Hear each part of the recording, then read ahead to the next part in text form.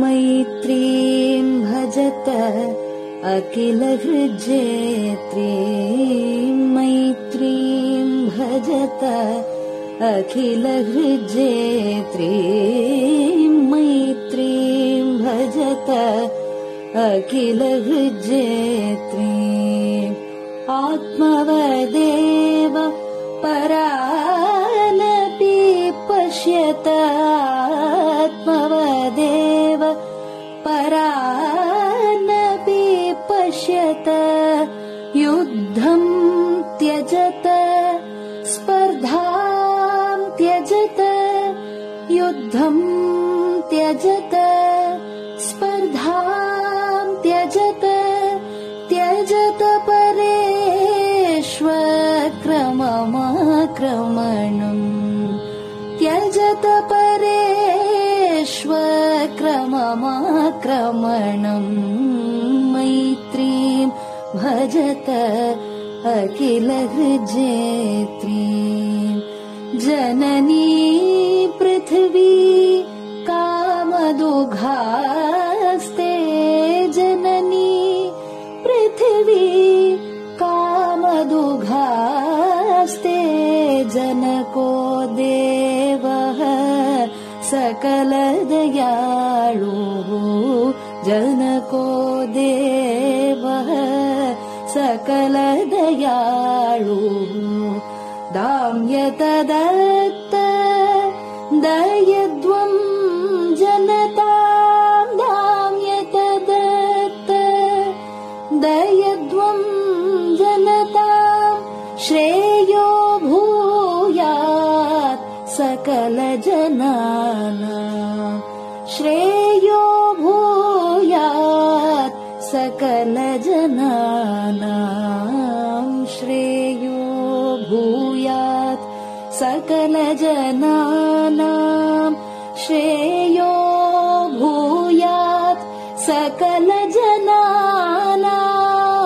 श्रेयो भूयात् सकलजनानां.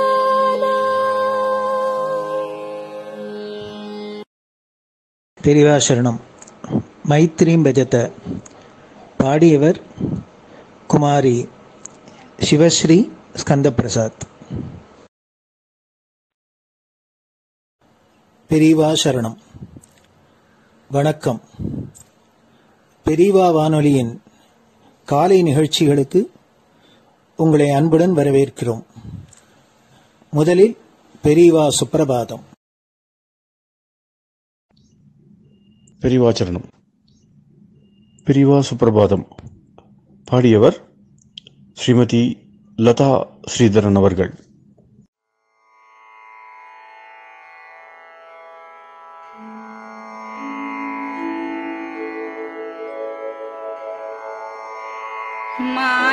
मायात्रियामासु निमीलिताक्षम् लोकत्रियामासु विनिद्रमेनम् लोकस्य रीत्या हि निबोधयामि साक्षात् गुरुं चन्दिरशेखरेन्द्रम् साक्षात् गुरुं चन्दिरशेखरेन्द्रम् प्रातः सरोजकुसुमानि विहाय निद्राम् बालारुणातपसुवर्णमयानि नित्यम् कूजन्मरालकलहं सरवैः स्तुवन्ति श्रीचन्द्रशेखर गुरो तव सुप्रभातम् श्रीचन्द्रशेखर गुरो तव सुप्रभातम् भृङ्गाश्च पीतमधुमत्तविलासिनिभिः युक्ताः सरोजवनजातसुरेणुपीताः त्वां स्तुवन्ति मधुरैः कलगुञ्जनैस्वैः श्रीचन्द्रशेखर गुरो तव सुप्रभातम् श्रीचन्द्रशेखर गुरो तव सुप्रभातम्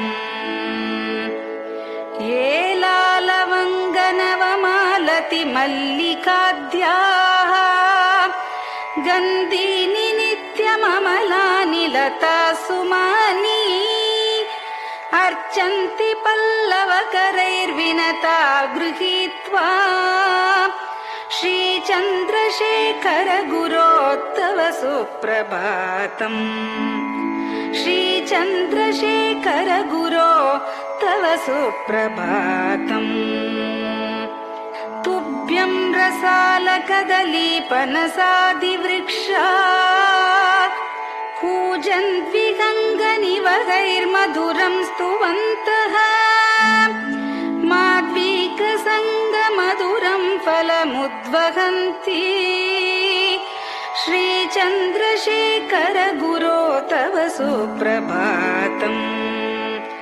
श्रीचन्द्रशेखर गुरो तव सुप्रभातम् कावेरी वारिकृतमञ्जनपूतदेहा वेदादिमन्त्रनिवहैर्मुखरीकृताशा विप्रास्तुवन्ति सततं नतमस्तकात्माम् श्रीचन्द्रशेखर गुरो तव सुप्रभातम् श्रीचन्द्रशेखर गुरो तव सुप्रभातम् भक्ताश्च ते विहितकर्म च या विशुद्धाः भक्त्यार्जिताखिल विशिष्टफलैकहस्ताः त्वद्दर्शनमगकरं परिलब्धुकामाः श्रीचन्द्रशेखर गुरो तव सुप्रभातम् श्रीचन्द्रशेखर गुरो तव सुप्रभातम् भूत्यासितेन वपुषा भुविशैव तत्त्वम् शक्त्यार्पितेन मनसा वरशाक्ततत्त्वम् नारायणेति वदता वदनेन विष्णोः तत्त्वं त्वया प्रकटितं तव सुप्रभातम् तत्त्वं त्वया प्रकटितं तव सुप्रभातम् स्वामिन् पदाब्जमधुपा इव भक्तलोकाः सेवां विधातुमधुना तव जागरूकाः उत्तिष्ठ पङ्कजपदानि निधाय भूमौ पूर्वं वदामि विनतस्तव सुप्रभातम् पूर्वं वदामि विनतस्तव सुप्रभातम् इत्यष्टकं शुभकरं कलिकल्मषघ्नम् भक्तेन केनचिदहो परिजल्पितं च उत्थाय जल्पति नरो विनतः प्रभाते सन्मङ्गलानि लभते बहुधातिशीघ्रम् सन्मङ्गलानि लभते बहुधातिशीघ्रम् सन्मङ्गलानि लभते बहुधातिशीघ्रम्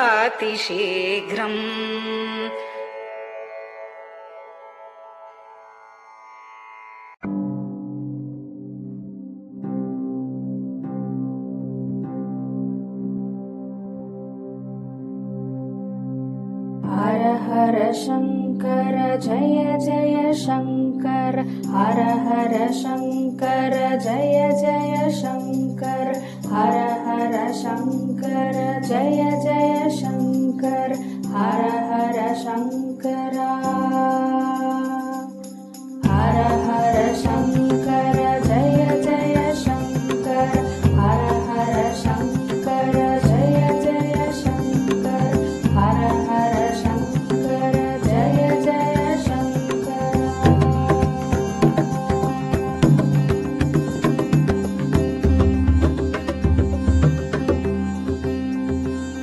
श्रुति स्मृति पुराणानाम्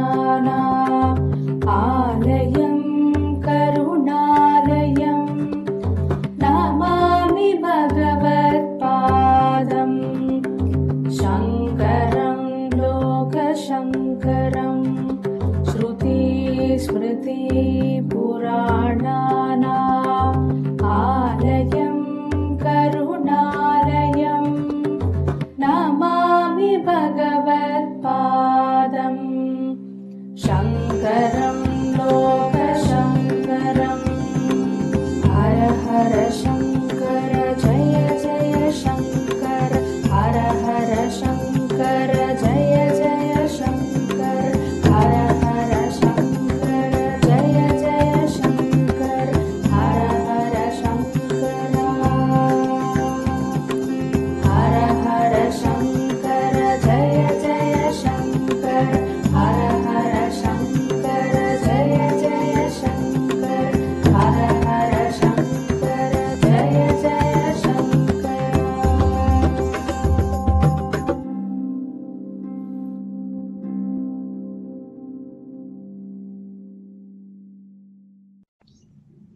பெரியவாச்சரணம். பெரியவா கராவலம்பம். பாடியவர் ஸ்ரீமதி லதா ஸ்ரீதரன் அவர்கள்.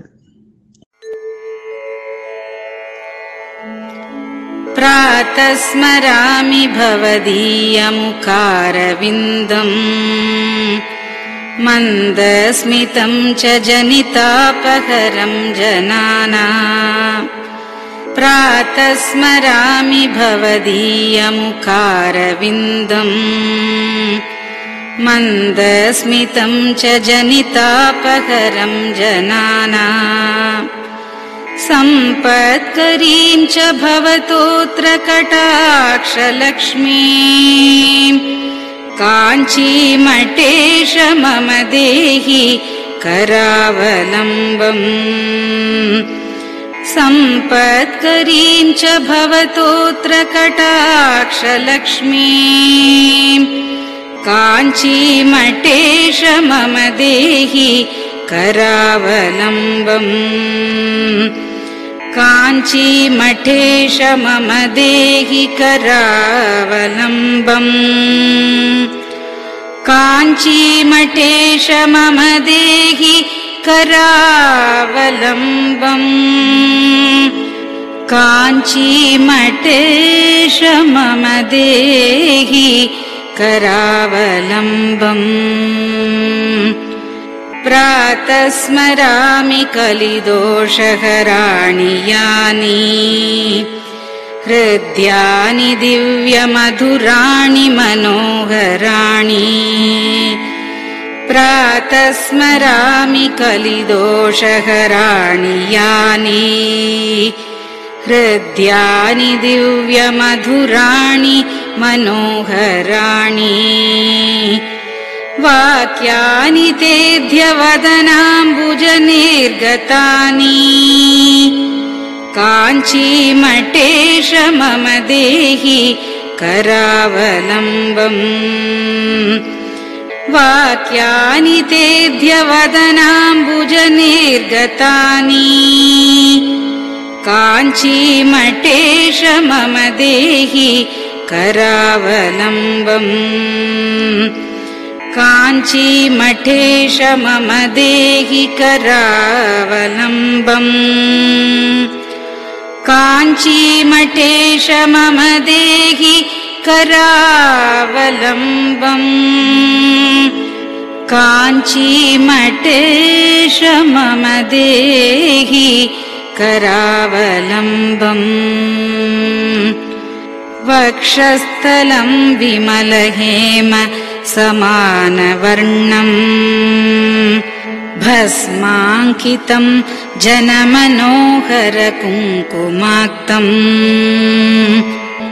वक्षस्थलं विमलहेम समानवर्णम् भस्माङ्कितं जनमनोहर कुङ्कुमाक्तम् प्रातः स्मरामि भवतोऽत्र चिरं महात्मन् काञ्चीमठेश मम देहि करावलम्बम् प्रातः स्मरामि भवतोऽत्र चिरं महात्मन् काञ्चीमठेश मम देहि करावलम्बम् काञ्चीमठेश मम देहि करावलम्बम् काञ्चीमठेश मम देहि करावलम्बम् काञ्चीमठेश मम देहि करावलम्बम्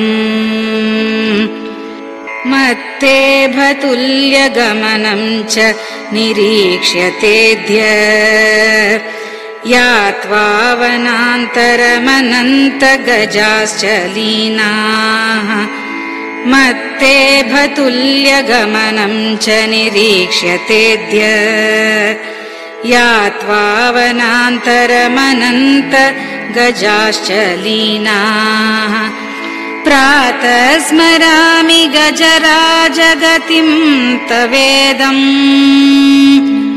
काञ्चीमठेश मम देहि करावलम्बम्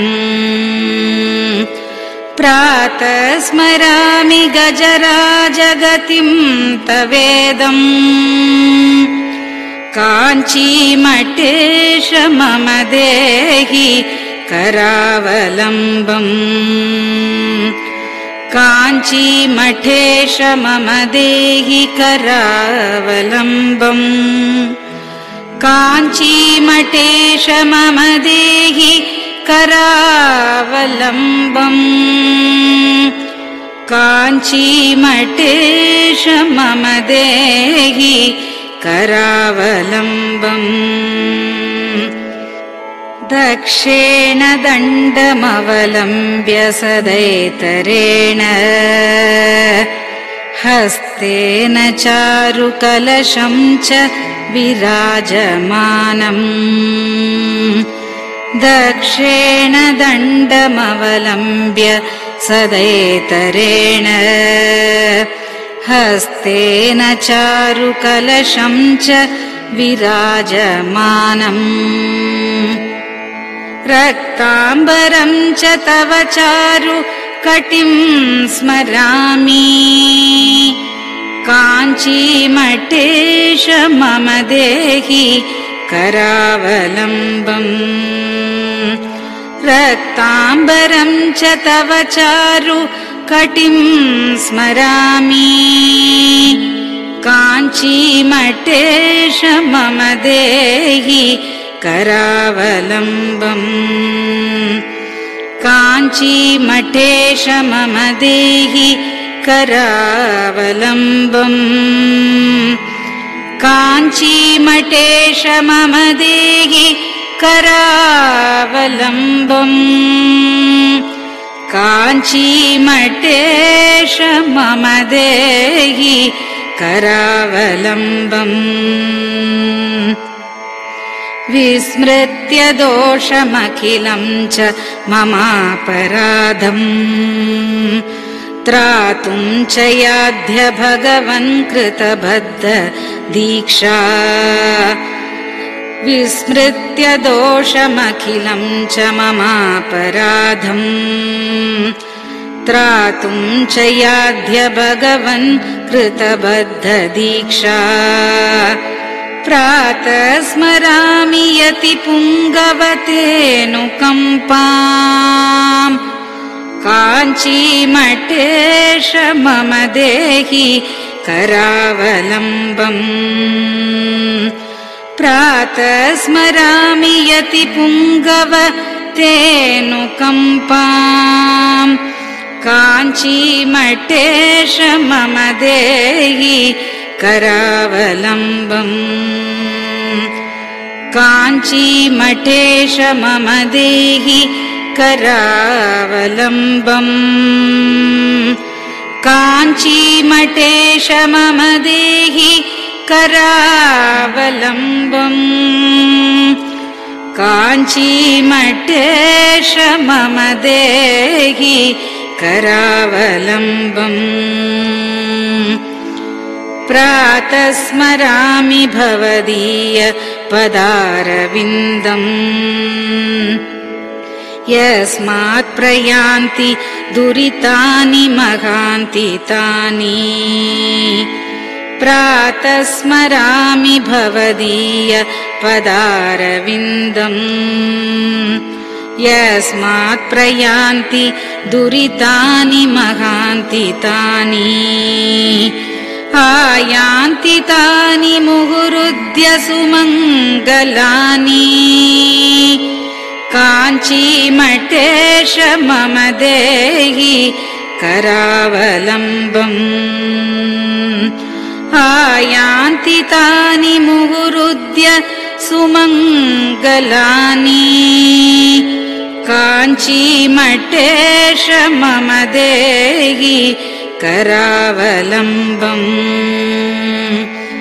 काञ्चीमठेश मम देहि करावलम्बम्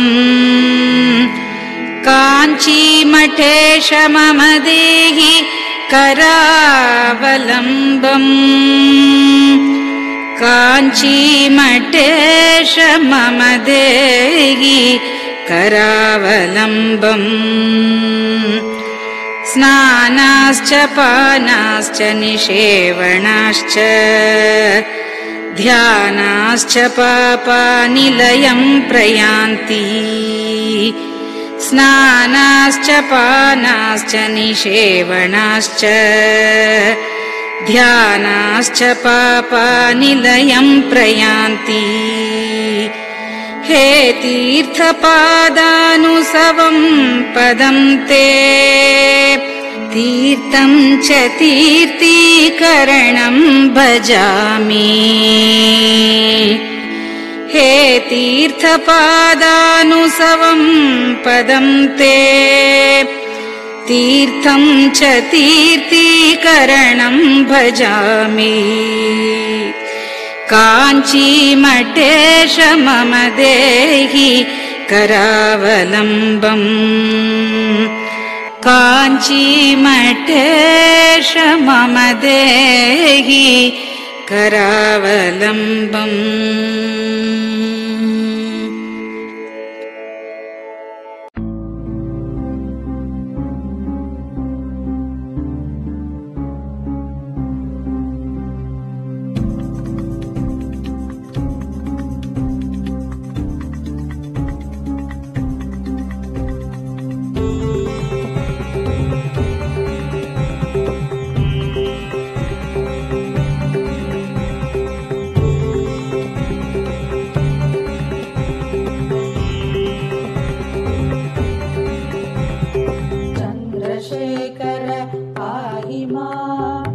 चन्द्रशेखर रक्ष मां चन्द्रशेखर पाहि मां जय चन्द्रशेखर रक्ष मां हर हर शम्भो शिव शिव शम्भो हर हर शम्भो शिव शिव शम्भो हर हर शम्भो शिव शिव शम्भो हर हर शम्भो शिव शिव शम्भो चन्द्रशेखर पाहि मां चन्द्रशेखर रक्ष मां चन्द्रशेखर पाहि मां जय चन्द्रशेखर रक्ष मां हर हर शम्भो शिव शिव शम्भो हर हर शम्भो शिव शिव शम्भो हर हर शम्भो शिव शिव शम्भो हर हर शम्भो शिव शिव शम्भो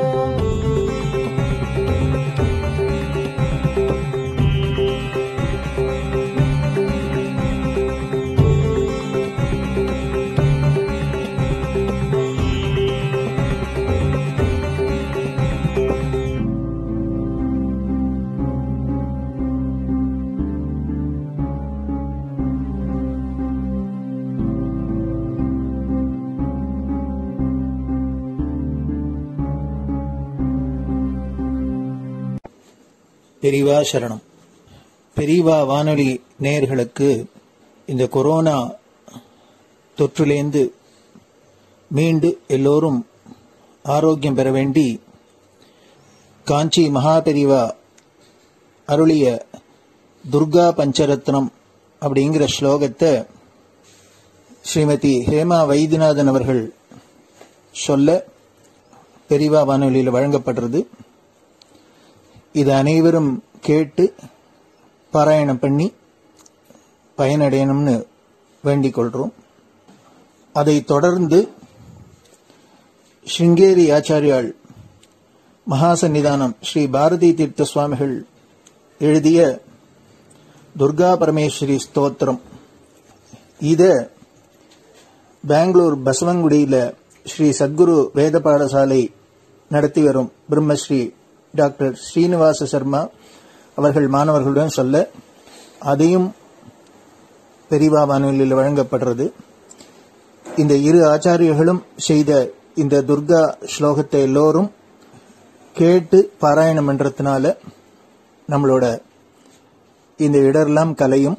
அதனால எல்லோரும் இதை கேட்டு பயனடையுமா வேண்டிக் கொள்கிறோம். பெரியவா சரணம்.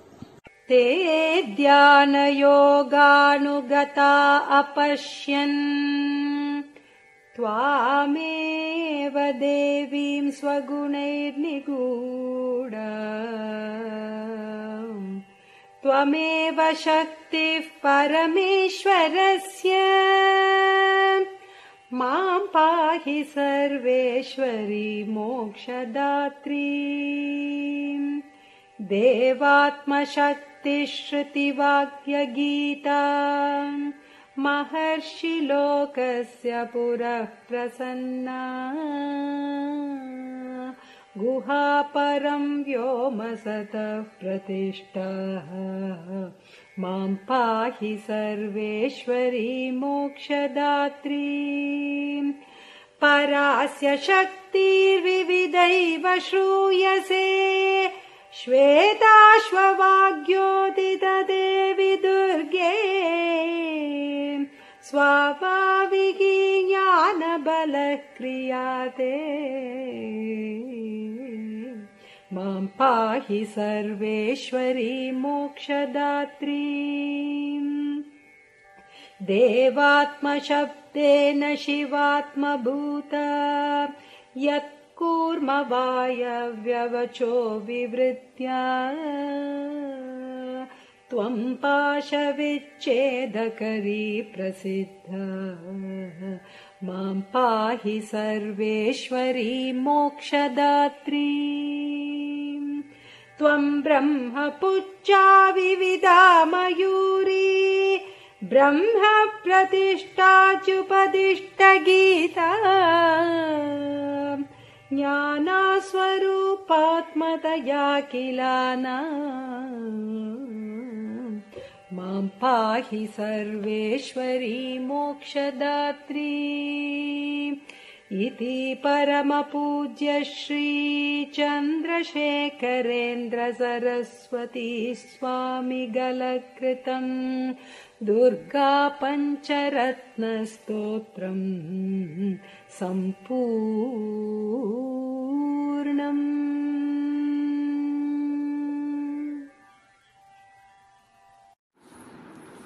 ॐ श्री गुरुभ्यो नमः. हरिः ॐ. ॐ श्री गुरुभ्यो नमः. हरिः ॐ. महागणपतये नमः. महागणपतये नमः. वाग्देव्यै नमः. वाग्देव्यै नमः. मातृभ्यो नमः. मातृभ्यो नमः. पितृभ्यो नमः. पितृभ्यो नमः. आचार्येभ्यो नमः. आचार्येभ्यो नमः. अतिथिदेवताभ्यो नमः. अतिथिदेवताभ्यो नमः. श्री सद्गुरुपरब्रह्मदेवताभ्यो नमः. श्री सद्गुरुपरब्रह्मदेवताभ्यो नमः.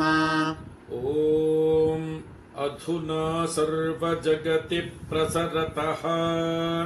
ॐ अधुना सर्वत्र जगति प्रसरतः अधुना सर्वत्र जगति प्रसरतः जनानां प्राणापायकरस्य जनानां प्राणापायकरस्य जनानां प्राणापायकरस्य कोरोना नामकस्य कोरोना नामकस्य रोगविशेषस्य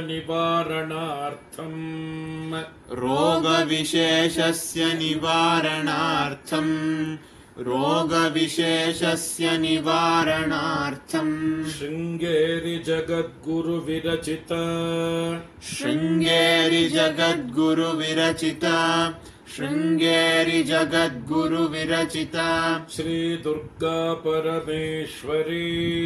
श्रीदुर्गा परमेश्वरी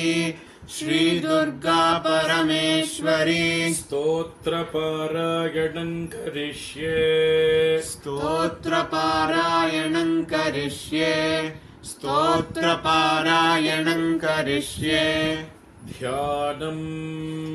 ध्यानम् तान् दुर्गान्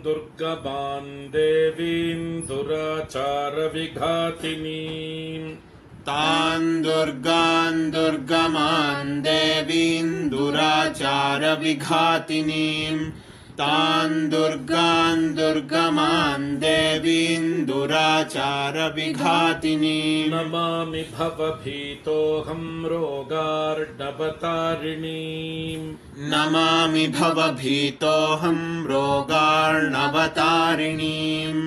नमामि भवभीतोऽहं रोगार्णवतारिणीम् ॐ दुं दुर्गायै नमः ॐ दुं दुर्गायै नमः ॐ दुं दुर्गायै नमः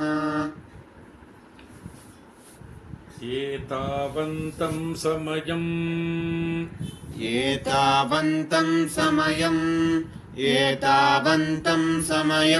सर्वापद्भ्योऽपि रक्षणं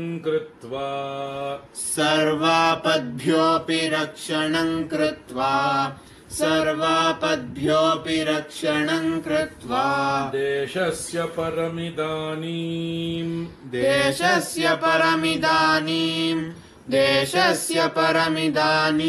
ताटस्थ्यं वहसि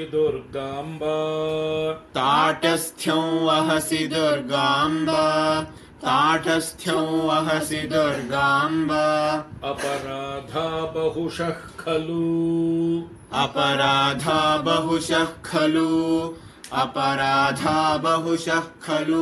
पुत्राणां प्रतिपदं भवन्त्येव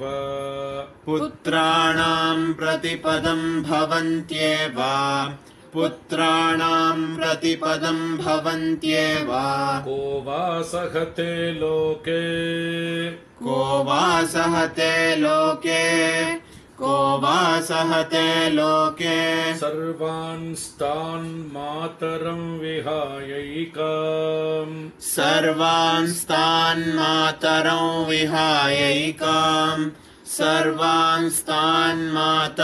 विहायैकाम् मा भज दुर्गे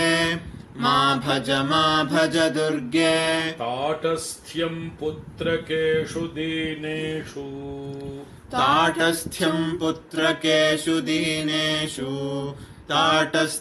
पुत्रकेषु दीनेषु के वा गृह्णन्ति सुतान् मात्रा त्यक्तान् वदाम्बिके लोके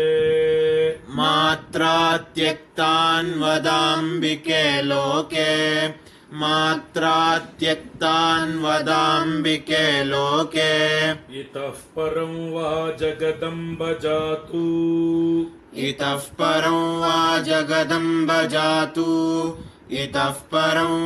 जगदम्ब जातु देशस्य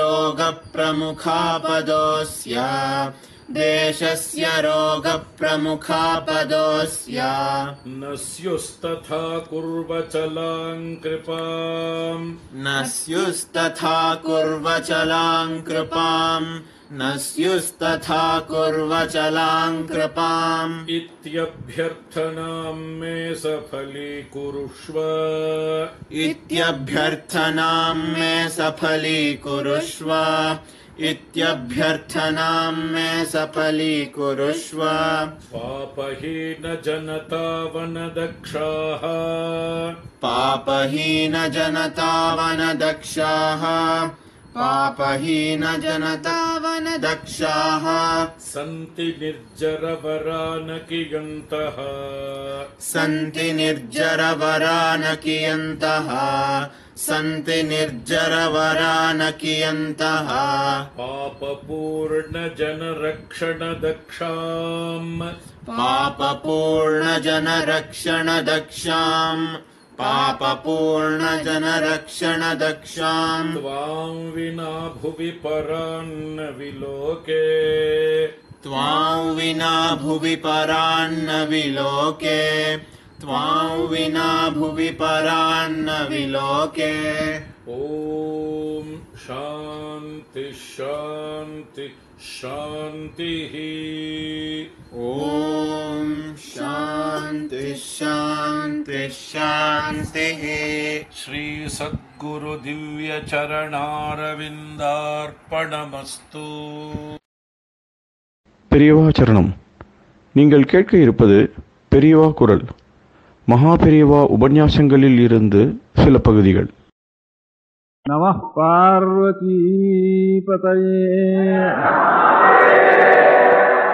கோவிந்தநாம மதங்கள் இருக்கு மனுஷத்துல. இப்ப முக்கியமா ஒரு மதத்துக்குள்ளேயே ஒரு பெரிய மதத்துக்குள்ளேயே அநேக கிளைகள் இருக்கு. வெள்ளக்கார எல்லாரும் முக்கியமான மதம் கிறிஸ்துவ மதம்னு வச்சுட்டு இருக்க. இப்ப நம்ம தேசத்துலயும் அநேகம் பேர் வெள்ளக்காரர்களுடைய ராஜ்யம் ஏற்பட்ட நாள் முதற்கொண்டு ஒரு 300 வருஷத்துக்குள்ள அநேகம் பேர் அந்த மதத்துல சேர்ந்திருக்கா. அந்த கிறிஸ்தவ மதத்துலயும் 2-3 மதம் இருக்கு. கேத்தலிக் ஒன்றும் ப்ராட்டஸ்டன்ட் ஒன்றும் கிரீக் சர்ச்சுன்னு ஒன்றும். ரஷ்யாவெல்லாம் அந்த மதம் தான் ஜாஸ்தி. இப்போ ஒரு வாரத்துக்கு முந்தைய இந்த கிரீக் சர்ச்சுன்னு ஒரு மதம் கிரீஸ்ல அதிகமா இருந்ததுங்கிறதுனால இதுக்கு கிரீக் சர்ச்சுன்னு பேர் வேணும் தெரியல. அந்த மதத்தை சேர்ந்ததான் ஒரு பால்யம் ஒரு 30 வயசு இருக்கும். அவன் இப்போ ருமேனியாவிலேருந்து வந்திருந்தான். அவன் சம்ஸ்கிருதம் படிச்சுக்கிறதுக்காக பனாரஸ்ல காசியில இருக்கான். படிக்கிறான். இப்போ அவன் வந்திருந்தான் இங்க. நான் கூட இங்க கொள்ளையில போய் பார்த்தேன். அவன் இப்போ ருமேனியாவிலேருந்து ஒரு கூட்டத்தார் ஒருத்தர் வந்திருந்தா ராஜாங்க சம்பந்தமா இங்க வந்துட்டு அப்புறம் சிலோனுக்கு போனாவ. அந்த கூட்டத்தால வந்திருக்கானோன்ட்டு நான் நினைச்சிட்டு இருந்தேன் முதல்ல வரப்போ. அவன் அந்த கூட்டத்துல இல்லை. அவன் இங்கேயே வந்து 1 வருஷம் ஆச்சு, 2 வருஷம் ஆச்சு. இங்கேயே சம்ஸ்கிருதம் படிக்கிறதுக்காக அவன் வந்திருக்கான். இப்ப இவாள்லாம் பட்டணத்துக்கு வரப்போ அவ தேசத்தார் வந்திருக்காளேங்கிறதுக்காக அந்த கூட்டத்தோட பட்டணம் பார்த்துட்டு போகலாம்ட்டு இங்க வந்திருந்தான். அவன் ஒரு கிறிஸ்துவ மதத்தை சேர்ந்தவன் தான். அவன் அந்த தேசங்கள்லாம் வெள்ளக்கார தேசம் முழுக்க கிறிஸ்துவ மதம் தான் அநேகமா இருக்கு. அதுல அவன் கிறிஸ்துவ மதம் தான். அப்புறம் இன்னும் 2 வருஷம் இங்க படிக்க போறேன் சம்ஸ்கிருதம் அப்படின்னு சொன்னேன். அப்போ அங்க எங்க இருக்கேன்னு கேட்டேன். அவன் வந்து எங்க கிரீக் சர்ச் மத பிரகாரம் கிறிஸ்துவர்களுக்குள்ள இந்த கிரீக் சர்ச்சுன்னு ஒரு பிரிவு. இந்த கிரீக் சர்ச் மதப்படி இந்த அங்க மலைகள் இருக்கு. ருமேனியாவில் அந்த மதம் கொஞ்சம் அதிகம். இந்த கிரீக் சர்ச்சை சேர்ந்த கிறிஸ்துவர்கள் அதிகம். மலைகள் இருக்கு. அங்க காடுகள் நடுவில் மலைகள் இருக்கு. அந்த மலைகள்ல நான் சொத்தே கொஞ்சம் கூட வச்சுக்க கூடாதுன்னுட்டு அவளுக்கு முதல்ல பாவர்ட்டி, அதுதான் முதல் கண்டிஷன். அந்த கிரீக் சர்ச்சில் இருக்க முடியாத சாமியார்கள் மாதிரி இங்கே நாம் துறவரங்கள் தான் அந்த மாதிரி துறவிகளாக போயிட வேண்டியது. துறவிகளாக போயிட்டால் அந்த மலைகளுக்குள்ள முடியாத குகைகள்லேயே இருக்கணும். அதை சுற்றி காடு இருக்கும். அந்த காட்டுக்குள்ளே கவர்மெண்ட், அந்த தேசத்து கவர்மெண்ட்டுக்காராலும் அதை கொஞ்சம் ஆதரிச்சிருக்கா. அவள் வேணும்னா பிச்சை தான் வாங்கணும். பக்கத்தில் இருக்கிற ஊர்களில் போய் பிச்சை வாங்கணும். ஆனால் அப்படி விடுறதில்லை. அந்த பக்கத்தில் இருக்கிற இப்படி இருக்காங்கிறது தெரிஞ்சுட்டு பக்கத்தில் இருக்கிற கிராமத்தாரெல்லாம் வந்து அவளுக்கு ஏதோ ஆகாரத்துக்கு வேண்டியதை அங்கே ஒன்று கொடுத்துட்டு போயிடுறா. அந்த குகைகளில் காடுகளில். கவர்மெண்ட்ல என்ன பண்ணியிருக்காருன்னா அந்த மதத்தினுடைய சட்டம், அந்த கிரீக் சர்ச்சினுடைய சட்டம் இவ வசிக்க முடியாத அந்த இதுகளுக்குள்ள, இவ இந்த துறைகள் வசிக்க முடியாத இடங்களுக்குள்ள ஸ்திரீகள் வரப்படாது, அந்த இடத்துல ஸ்திரீகளே வரப்படாது. அவன் இன்னும் அதிகமாக சொன்னான், ஸ்திரீகள்னா மனுஷ ஸ்திரீகள்னு மாத்திரம் இல்லை, எந்த பிராணியிலையும் ஸ்திரீ பிராணி அந்த உள்ளுக்குள்ள வரப்படாது.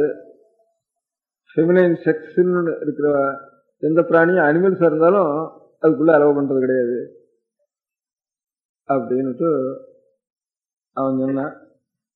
அப்புறம் இங்கேருந்து எப்போ ஊருக்கு போகிறேன் அப்படின்னு கேட்டேன். அவன் இன்னும் 2 வருஷம் இந்த படிப்பு இருக்கு எனக்கு, சமஸ்கிருதம் என்ன படிச்சுக்கிறதுக்கு. அதுக்கப்புறம் அந்த மலைக்கே போகிறேன்னு கேட்டேன். இல்லை, ஹிமாலயத்தில் இதான ஒரு இடத்துல பார்த்து அங்கே கொஞ்சம் நாளைக்கு கான்சன்ட்ரேட் பண்ணலான்ட்டு உத்தேசம் நேற்று அப்படின்னு சொன்னான். அந்த மாதிரி இன்னும் நம்ம தேசத்துலேயே நான் 2-3 இடம் பார்த்துருக்கேன். காரணத்துக்காக இல்லை, இந்த மலையாளத்தில் கொச்சி ராஜ்யத்தினுடைய தென்கோடியில் இரிஞ்சாலக்குடைன்னுட்டு, இரிஞ்சாலக்குடான்னு பேர் மலையாளத்தில், இரிஞ்சாலக்குடைன்னு சொல்றது தமிழில். அப்படி ஒரு க்ஷேத்திரம் இருக்கு. அது பரதனுடைய க்ஷேத்திரம்னு சொல்றது.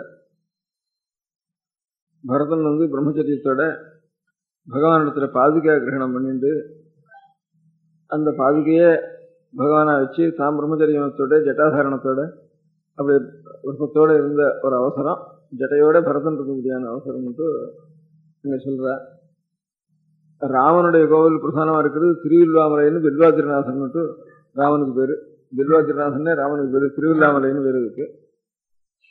அது ரொம்ப தூரம் வடக்கு இருக்கு அந்த மலையாளத்திலேயே. இது தெற்கே இரிஞ்சாலப்படைன்னு இருக்கு. இந்த இரிஞ்சாலப்படை இதுக்கு சொத்து நிறைய இருக்கு அந்த கோவிலுக்கு. இப்ப நம்ம தேசத்துல இந்த பண்டார சந்நிதிட்டு அநேக கோவில்களுக்கு ஆதீன கர்த்தாக்கள்னு வச்சுட்டு இருக்கிற மாதிரி சில கோவில்களுக்கு அவளே ஆதீனகர்த்தா, பரம்பரை ஆதீனகர்த்தான்னு வச்சுக்கிற மாதிரி அவளுக்கு ஒரு பட்டம் கட்டுறது அப்படின்னு அவ ஆதீனத்தில் நடத்துறது கோவில்களை அப்படின்னு வழக்கம் போல அங்க அந்த கோவிலுக்கு தச்சுடைய கைமல்னு பேரு. அந்த கோவிலுடைய அதிகாரிக்கு பேரு தச்சுடைய கைமல்னு பேரு. அந்த கோவில் கொச்சி ராஜ்யத்தினுடைய எல்லையில் இருக்கு.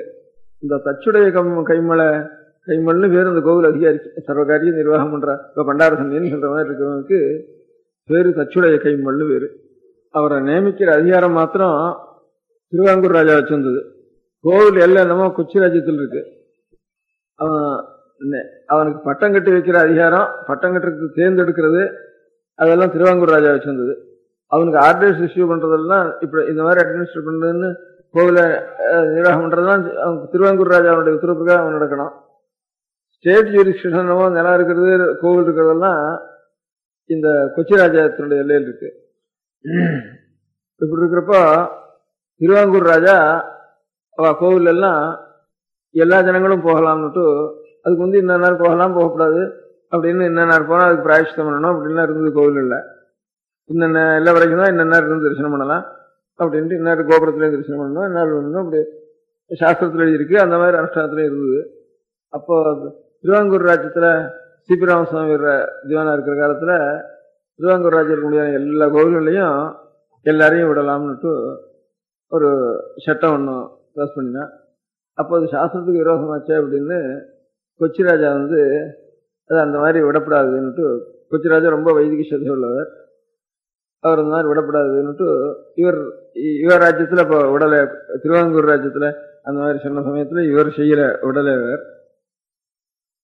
அவர் உடலா இருந்ததோட விடாம இருந்ததோட கூட இல்லாம அந்த அவரே சீபிராமசாமி பண்ணினா எந்த கோவிலையாவது அப்புறம் நாங்கள் பூஜை பண்ண மாட்டோம்னுட்டு அந்த அர்ச்சகால் கைங்கறி படம் ஆட்சேபிப்பாடோன்னுட்டு நிறைய எல்லாரையும் வரவழைச்சு ஒரு அநேகம் பேர் நிறைய சம்பளம் கொடுக்குறோம்னு சொல்லி எந்த கோவிலில் ஆடானும் மாட்டேன்னு வேலைக்கு நின்னாலும் அந்த இடத்துல நீங்கள் போக வேண்டியதுன்னுட்டு தயார் பண்ணி வச்சுட்டு அதுக்கப்புறம் இந்த சட்டம் ஒன்றும் அவர் சீபிராமசாமி பாஸ் பண்ணினா இருப்போ. என்ன நீங்கள் பேப்பரில் போடுறதுக்கு இல்லை, எல்லாம் சில பேப்பர் போட்டு ஜனங்களுக்கு உபயோகப்பட்டு எல்லாம் அவளுக்கு ஒரு விஷயம் தெரிஞ்ச நன்மைக்காக இருக்கிறத பேப்பர்ல ஒன்றும் வெளியில் இருக்கால. அது நேரம் சொல்றப்போ ஒன்றும் தப்பு இல்லாமல் இருக்கலாம், கடிதம் எழுதி பார்க்குறப்போ உடனே தப்பா போயிடும். நேரம் சொன்னாலும் ஒன்று கேட்டாலும் தப்பு இல்லாமல் இருக்கலாம்.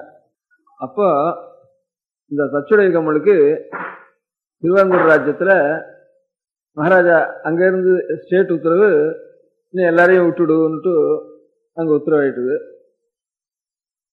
இவர் கொச்சிராஜானவர் தன்னுடைய ராஜ்யத்தில் இருக்கிற கோவிலா இருக்கிறதுனால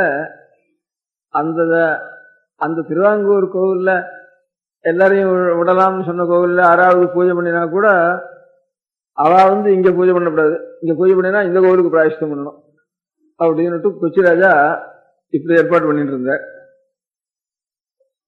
அப்ப தச்சுடை கம்மல் இந்த கோவில்ல ஒரு அதிகாரத்துக்கும் இடம் கொடுக்கப்படாதுன்னு கொச்சிராஜா உத்தரவு போட்டார். திருவாங்கூர் ராஜா எனக்கு ரைட் இருக்குன்னுட்டு அவர் எந்த கோர்ட்டுக்கு போறதுன்னு சந்தேகம் வந்துட்டுது. அதனால அவர் ராஜ்யத்துக்குள்ள இருந்ததானே கோர்ட்டு போகலாம், நீ கோவிலுக்குள்ள போகக்கூடாதுன்னு கொச்சிராஜா ஏற்பாடு பண்ணிட்டார். இந்த தச்சுடை கம்மல தச்சுடை கம்மல் உத்தரவையும் கொண்டு வரக்கூடாதுன்னுட்டு அப்புறம் கவர்மெண்ட் திருவாங்கூர் மகாராஜாவுடைய உத்தரவு இங்க இருக்கிற ராஜ்ய விவகாரம் பண்ணினாலும் அங்க சீவராம சாருடைய அனுசரித்து மதுரையிலேயே இங்க பண்ணினதுனால அதை அனுசரிச்சு பண்ணதுனால அவளும் ஒரு அபிப்பிராயமா இருந்தா. அப்போ ஒரு ஸ்பெஷல் ஆக்ட் ஒன்று போட்டா. அந்த இரிஞ்சாலக்குட தேவஸ்வத்தை பத்தி பட்டணத்தில் ரெஜிஸ்ட்ரேட்டிவ் கவுன்சில ஒரு ஸ்பெஷல் ஆக்ட் போட்டு கொச்சிராஜா நிறுத்துறதுக்கு இன்னொரு மாதிரி அதிகாரம் இவாளுக்குள்ள இது பண்றதுன்ட்டு அந்த மாதிரி பண்ணிட்டா. ஒரு ஸ்பெஷல் ஆக்ட் போட்டு அது ஏதோ திருத்தினேன் ஒரு நிமிஷம். அது எதுக்காக சொல்றேன், அந்த க்ஷேத்திரம் அந்த இதுன்னு புரியறதுக்காக இந்த கதை சொன்னேன். அவ்வளவு முக்கியமான க்ஷேத்திரம்னு அந்த ஒரு கோவிலுக்காக ஸ்பெஷல் ஆக்ட் மெட்ராஸ் ரெஜிஸ்ட்ரேட்டிவ் கவுன்சில்ல போட்ட அந்த காலத்துல இரிஞ்சாலக்குட இந்த இடம் கேட்டுக்கல, நீங்க கேட்டுக்கிட ராமகிருஷ்ணய நீங்க கேட்டுக்கல கோவிலுக்கு இந்த இரிஞ்சாலக்குட இந்த ஸ்டேட்ல ஸ்பெஷல் ஆக்ட் ரெஜிஸ்ட்ரேட்டிவ் கவுன்சில் போட்டான்னு தெரியாது உங்களுக்கு. இதுக்காக அந்த தேவஸ்வத்துக்காக அந்த சமயத்துல ஸ்பெஷலா எமர்ஜென்சி ஆக்ட் ஒன்றும் போட்ட அந்த சமயத்துல அது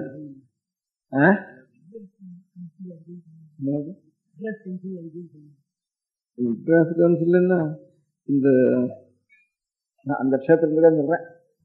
அந்த க்ஷேத்திரத்துல பிராமண அந்த கோவிலுக்குள்ள பிராமண ஸ்திரீகள் போகவே கூடாது. நீங்க பிராமண புருஷா போகலாம், ஸ்திரீகள் போகக்கூடாது.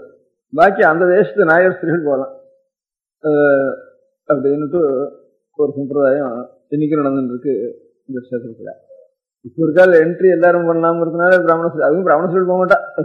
அவளுக்கு ஒரு பழக்கத்தினால அங்க அது வரைக்கும் உள்ளவே போகக்கூடாது, பிராமண ஸ்திரீகளா இருக்கிறா. அது நீங்க கேட்டதில்லையா? கேட்டுக்கல வழிபுறம் பாடியா அதுலயும் எப்படி அதுவும் அப்படிதான் பிராமண ஸ்திரீகள் போகக்கூடாது. இங்க இதுலயும் பிராமண ஸ்திரீகள் போகக்கூடாது, அதுலயும் பிராமண ஸ்திரீகள் போகக்கூடாது. அது வழிபுறங்க போனதில்லை, இங்க திருக்கதான் போயிருக்கேன். இங்க அதே மாதிரி நடுவுலை மட்டம்னு ஒரு மடம் இருக்கு. இதுல திருச்சூர்ல இப்ப ஆதிசங்கராச்சாரியார் இந்த இந்தியாவில் 4 திக்குலையும் 4 மடம் ஸ்தாபனம் பண்ணி நாள்னுட்டு கதை சொல்ற மாதிரி மலையாளத்துல இப்ப அந்த தேசத்தில் இருக்கிற பிராமணர்கள்ங்கிறவா நம்பூரிகள். மலையாளமே தன்னுடைய தாய்மொழியா பேசிட்டு இருக்கிற பிராமணர்கள், தெலுங்கு தாய்மொழியா பேசுற பிராமணர்கள் மாதிரி மலையாள பாஷையை தாய்மொழியா பேசிட்டு இருக்கிற பிராமணர்களுக்கு நம்பூரிகள்னு பேரு.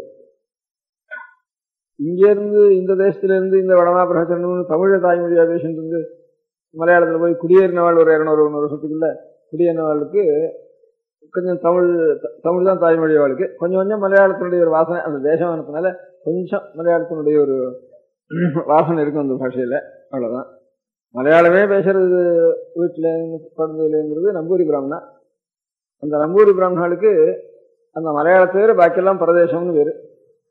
அவ அந்த தேசத்தை மலையாளம் எல்லையை விட்டு இன்னண்ட வந்தாளன்னா அவளுக்கு பிராயஷ்சித்தம் பண்ணணும். நமக்கு எப்படி இங்க கப்பல்ல போனான்னா பிராமணால அதுக்கு முந்தி சேர்த்துக்கிறது இல்லைன்னு ஒரு 40 வருஷத்துக்கு முந்தி வரைக்கும் 40 வருஷத்துக்கு முந்தி வரைக்கும் ஒரு பிராமணால திரும்பி சேர்த்துக்கிறது இல்லைன்னு இருந்ததோ, இப்ப நாட்டுக்கோட்டை செட்டிகள்லையும் சரி அப்படிதான். மலையாளத்து இந்த பிராமணால் நம்பூர்கள் எல்லா இதுலையும் அப்படிதான்.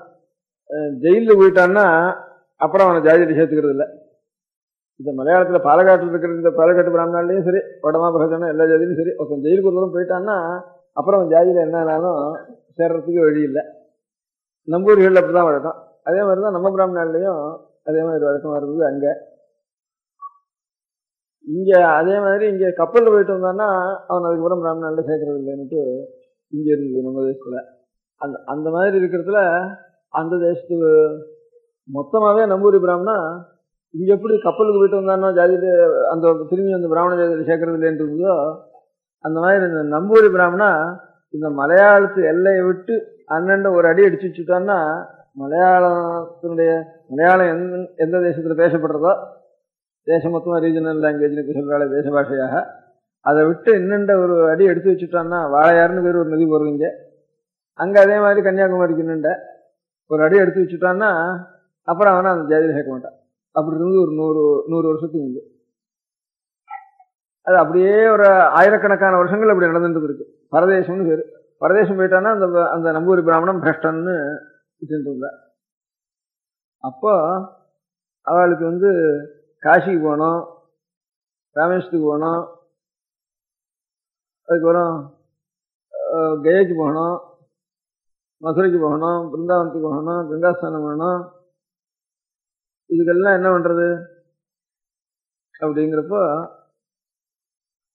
அந்த மலையாளத்துக்குள்ள ஒரு க்ஷேத்திரம் காசி க்ஷேத்திரம், இங்கே அன்னபூர்ணா க்ஷேத்திரம், அதே மாதிரி ஒரு கய பிண்டம் போட்டதுக்கு ஒரு க்ஷேத்திரம், அது மாதிரி ஒரு கங்கை சரகங்கைன்னு ஒரு கங்கை, இவ்வளவையும் பரசுராமர் தான் அந்த மலையாள பூமிங்கிறத உண்டு பண்ணினார்னு அவளுடைய புராணம். அவர் என்னது உனக்கு காசி, என்னது பிரயாக, என்னது கங்கை, என்னது அன்னபூர்ணன்ட்டு ஒவ்வொன்றுக்கும் இடம் தனித்தனியாக ஏற்பாடு பண்ணிவிட்டாள்னுட்டு. இப்போ நான் இதுக்கு முந்தி பார்த்துருக்கேன். இதுக்கு நமக்கு இங்கே இருந்த 3வது ஆச்சாரியாளா மடத்தில் இருந்த ஆச்சாரியால் அப்போ அந்த 96 அக்ரஹாரத்தாரும் நாங்கள் இந்த தேசத்துலேருந்து போயிட்டோம், சோழ தேசத்துலேருந்து போயிருக்கோம். எங்களுக்கு அதுக்கப்புறம் ஒரு ஆச்சாரியால் வரது இருந்ததுன்னு ரொம்ப தூரமாயிட்டு இருந்தாலும் இல்லாமல் இருந்ததுன்ட்டு 96 அக்ரஹாரத்தாரும் அவங்க காரிக்காரன் இருந்தோம் அந்த காலத்தில். இப்போ அந்த வம்சத்தில் இருக்கா. இப்போ இந்த பிரசித்தி காலேஜில் டிரான்ஸ்ஃபர் பண்ணிட்டு அந்த சாமானத்தை அந்த காரிக்காரன் ஆகும். அவன் காரிக்காரெல்லாம் பிரார்த்திச்சு அழிச்சு போனான். அப்போ ஏதானும் தீர்த்த யாத்திரை பிரசங்கம் இருந்தால் தான் கேரளத்துக்கு போகலாம்னு ஒரு சாஸ்திரம் இருந்தது. அப்போ சரகங்கைன்னு ஒன்று இருக்கு. ஒரு இதுலேருந்து ஒரு கிணத்துலேருந்து ஜலம் உப்பி அது பாட்டும் வெளியில கிணத்துலேருந்து வெளியில போயிட்டே இருக்கு. ஒரு இதில் ஒரு கிணத்துல இங்கேருந்து உலகக்கோட்டிலேருந்து பாலக்காட்டுக்கு போகிற வழியிலே இருக்குது. சரகங்கைன்னு இருக்கு பேர். அதில் எழுதிருப்பே சரகங்காதி தீர்த்த ஸ்நானார்த்தமாகன்னு ஸ்ரீமுகத்தில் எழுதிருந்தது. அந்த ஊர்களில் நாம் போய் பார்க்குறப்ப மலையாளத்தில் மடத்துலேருந்து அப்பா ஒரு 70 வருஷம் கொடுத்த ஸ்ரீமுகத்தில் சரகங்காதி தீர்த்த யாத்திரைக்கு எழுதியிருந்ததில்லை. இவன் பிரார்த்திச்சதுக்காக ஒரு தீர்த்த ஸ்நானார்த்தத்தான் போகணும் அந்த தேசத்துக்குன்னுட்டு அவளுக்கு எப்படி பரதேசமோ அந்த மாதிரி நமக்கும் ஒரு புண்ணிய தீர்த்த ஸ்நானங்கிறத தவிர லௌகிகமாக போகக்கூடாதுன்னுட்டு நமக்கும் ஒரு விதி இருந்ததுனால அப்படி எழுதியிருந்தது. சரகங்காதி தீர்த்தம் அதை விசாரிச்சு சமயாஸ்திரத்தை விசாரிச்சு அந்த மாதிரி எழுதி வச்சிருந்தா சரகங்காதி தீர்த்த ஸ்நானத்தை. அப்போ அதனால என்ன சொல்றேன், இங்க என்னென்ன நம்பூர்கள் பரதேசத்துக்கு வந்தா அவளுக்கு பிரஷ்டம்னு இருந்ததுனால எல்லா தீர்த்தங்களும் பரசுராமர் எல்லா க்ஷேத்திரம் தீர்த்தம் எல்லாம் அங்கே வச்சுட்டார். அப்போ அந்த நம்பூரி பிராமணாளுக்கு ஆச்சாரிய பீடம் ஆச்சாரிய பீட்டம்னா அப்போ இவ இங்கே வரக்கூடாது, தரிசனம் பண்ணக்கூடாது. ஆச்சாரியா 4 திக்கில் 4 மடம் ஸ்தாபிச்சிருக்கா. அப்போ இந்த மலையாளத்துக்கு என்ன பண்றது அப்படிங்கிறப்போ இப்போ கொச்சின் ஸ்டேட் இருக்காரு சொல்லியும் வச்சுருக்கிறதுல ஆச்சாரியால் அங்கே திரும்பியும் திக்விஜயமணின்னு தாயாருக்கு கைத்தறியம் பண்றதுக்காக ஆச்சாரியால் அங்கே வர்றது காலத்தில் இன்னொன்று சொல்றது மறந்து விட்டேன். இந்த சரகங்கையை பற்றி நான் நேராக போய் தரிசனம் பண்ணேன். ஒரு தீபாவளி அன்னைக்கு கங்காஸ்தானம் பண்ணுறதுன்னு நடக்கும். தீபாவளி அன்னைக்கு எண்ணெய் வச்சுன்னா அதுக்கப்புறம் இன்னொரு தீர்த்தத்தில் வெடியறதுக்கு ஸ்நானம் பண்ணிடணும். அதுக்காக வடசேரின்னுட்டு இங்கே கஞ்சிக்கோடுன்னு ஒன்று இருக்கு. கஞ்சிக்கோடு ஸ்டேஷனா கஞ்சிக்கோடுன்னு ஒன்று இருக்கு. அதுக்கு அடுத்தது பாலக்காடு 5 மைலுக்குள்ள இருக்கு பாலக்காடு டவுன். அப்புறம் தான் மரணி இல்லை உழவு கோட்டுக்கு அப்புறம் தான் கஞ்சிக்கோடு. அங்கேருந்து வர பசங்க இங்கேருந்து போறப்போ ஆமா வரவுக்கடாங்க. இந்த ஊர் இந்த நீலகிரி போற ஊருக்கு பேர் என்ன? போத்தனூர் நிமிஷம். போத்தனூர் தாண்டினதுக்கு அப்புறம் தான் ஒரு 2 ஸ்டேஷன் கழிச்சு அப்புறம் கஞ்சிக்கோடு போகணும். வாழையார் தான் எல்லைன்னு பேரு. வாழையாருக்கு அக்கறையில மழை பெய்யும், இக்கரையில மழை பெய்யாதுன்னு சொல்ற வழக்கம். அந்த சரகங்கைன்னு நம்ம சிவமுகத்தில் எழுதியிருந்தது. ஆனா சரகங்கையை நான் நேர இன்னைக்கு வடசேரின்னு ஒரு வடசேரி மன்னாடியார்னு ஒரு பெரிய எஸ்டேட் ஒன்று இருக்கு. அந்த வடசேரி மன்னாடியார்ல நான் நவராத்திரியும் இருந்துட்டு தீபாவளிக்கும் அதுக்கு எடுத்தாவில் அது வரைக்கும் அங்கே இருந்தேன். தீபாவளிக்கு பக்கத்துல சரகங்கை இருக்குன்னு எழுதியிருக்கேன். அந்த சரகங்கைக்கு தீபாவளி கங்காஸ்நானத்துக்காக போகலாம்னுட்டு நான் புரட்டு போனேன். அங்க பாறைன்னு ஒரு ஊர், பாரான்னு சொல்லணும் மலையாளத்துல, பாறைன்னு நம்ம சொல்றது. அங்க நம்ம தேசத்து சைவாள் வெள்ளாடாலும் இருக்காங்க, நிறைய குடும்பங்கள் இருக்கு, நாயர்களும் இருக்கு அந்த ஊர்ல. அந்த ஊருக்கு பாறைன்னு எதனால பேருன்னு கேட்டா, அந்த ஊர் முழுக்க ஒரே பாறையா இருக்கு, மலை இல்ல, ஒரு பூமி முழுக்க ஒரு மண்ணுன்னு வேற தனிகள் இல்லை, ஒண்ணு கிடையாது, ஒரு பாறை அந்த ஊர் முழுக்க. எல்லாம் அந்த பாறை மேலதான் வீடு எல்லாம் கட்டிட்டு ஊர் எவ்வளவு அகலம் இருக்கோன்னு அர்த்தம், அவ்வளவும் ஒரே பாறை. அதனால ஊருக்கே பாறைன்னு பேரு, பாறான்னு பேரு. அந்த பாறையில ஒரு கிணறு ஒன்று இருக்கு. அந்த கிணத்துல தீர்த்தம் எப்ப பார்த்தாலும் நிறைய இருக்கு, மேல ஏறிண்டே இருக்கு. பூமி லெவலுக்கு காட்டிலும் வசரமா இருக்கு அந்த கிணத்துல இருக்கிற லெவல். அதனால அங்க இருந்து கீழே ஒரு நந்தி முகம் வச்சு ஒரு ஓட்டை பண்ணினோம்னா வெளியில ஓடிண்டே இருக்கு தீர்த்தம். அங்க இருந்து ஜலம் ஓடிண்டே இருக்கு. ஜலம் அது ஒரு வாச்சா மாதிரி அந்த கணத்துல இருந்து கொஞ்சம் மேல் லெவல் இருக்கு, இன்னும் பாறை கொஞ்சம் கீழ் லெவல் இருக்கு. அதுல இருந்து ஓட்ட பண்ணினா இதுக்கு வந்து எப்ப பார்த்தாலும் ஒரு வாச்சா ஓடிண்டே இருக்கு. அதே மாதிரி இங்க தக்கோலம்னு ஒரு ஸ்டேஷன் இருக்கு. தக்கோலத்துல ஒரு பெரிய சிவாலயம் இருக்கு, தக்கோலம் சிவாலயம். சிவாலயத்தையும் நந்தி கங்காபுரம்னு பேர் இருக்கு. அதுக்கு எப்ப பார்த்தாலும் நந்தியினுடைய முகத்திலேருந்து, சுவாமியினுடைய சந்தியில ஒரு நந்தியினுடைய முகத்திலேருந்து எப்பவும் தீர்த்தம் வந்துட்டே இருக்கு. மலையில கூட ஒன்றும் இல்லை, இங்க அரகோணத்துக்கு அடுத்த எத்தனை ஸ்டேஷன் அந்த மாதிரி இங்க ஒன்று பார்த்தீங்கன்னா தக்கோலத்துல ஒரு நந்தியினுடைய முகத்திலேருந்து வருது. அங்கேயும் அதே மாதிரி ஒரு கணத்துல இருந்து தீர்த்தம் ஓடிண்டே இருக்கு. அப்புறம் கேரளோத்பத்தின்னுட்டு ஒரு புராணம் ஒன்று இருந்தது. அந்த புராணத்துல இந்த சரகங்கையினுடைய உற்பத்தி சொல்லியிருந்தது. அது கொஞ்சம் வேடிக்கையா இருந்தது. அந்த சரகங்கையினுடைய ஒரு உற்பத்தி சொன்னது. லட்சுமணரும் காட்டுக்கு போறப்போ கேரளோத்பத்தின்னு புத்தகம் எழுதிருந்து, ஆனா கேரளத்தை பத்தி கொஞ்சம் தூஷிச்ச நிந்திக்க மாதிரி தான் அந்த கதையில் இருந்து. கேரளத்துல இருக்கு, கேரள அக்ஷரத்துல மரளாய அக்ஷரத்துல இருக்கு அந்த புத்தகம். கேரளத்துல தான் இருக்கு இந்த கேரளோத்பத்தி. கேரளத்துடைய மகாத்மியம் தான் அது. கேரளம் எப்படி உற்பத்தி ஆச்சுங்கிற கதை. அதுல சரகங்கோத்பத்தியை பத்தி ஒரு அத்தியாயம் இருக்கு. அந்த சரகங்கோத்பத்தியை பத்தி அத்தியாயம் என்ன இருக்குன்னாட்டா, ராமரும் லட்சுமணரும் அப்படியே வனவாசம் பண்ணிட்டே வந்தாலாம் காட்டுக்கு.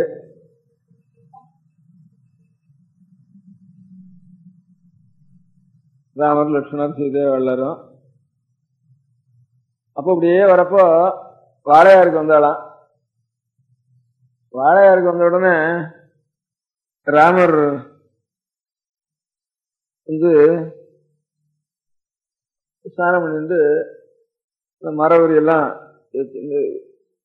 ஸ்நானம் பண்ண ஈரமாபூச்சி வஸ்திரம், அப்புறம் லட்சுமண வஸ்திரம். பகவான் ஸ்நானம் பண்ணி ஆறதுக்குள்ள லட்சுமணன் ஸ்நானம் பண்ணி உடனே வஸ்திரத்தை எடுத்து, உணர்ந்த வஸ்திரத்தை எடுத்து சாமி கொண்டு நீட்டின்னு இருக்கிற வழக்கம் சிஷ்யம் பண்றது நித்தியம் லட்சுமணர்.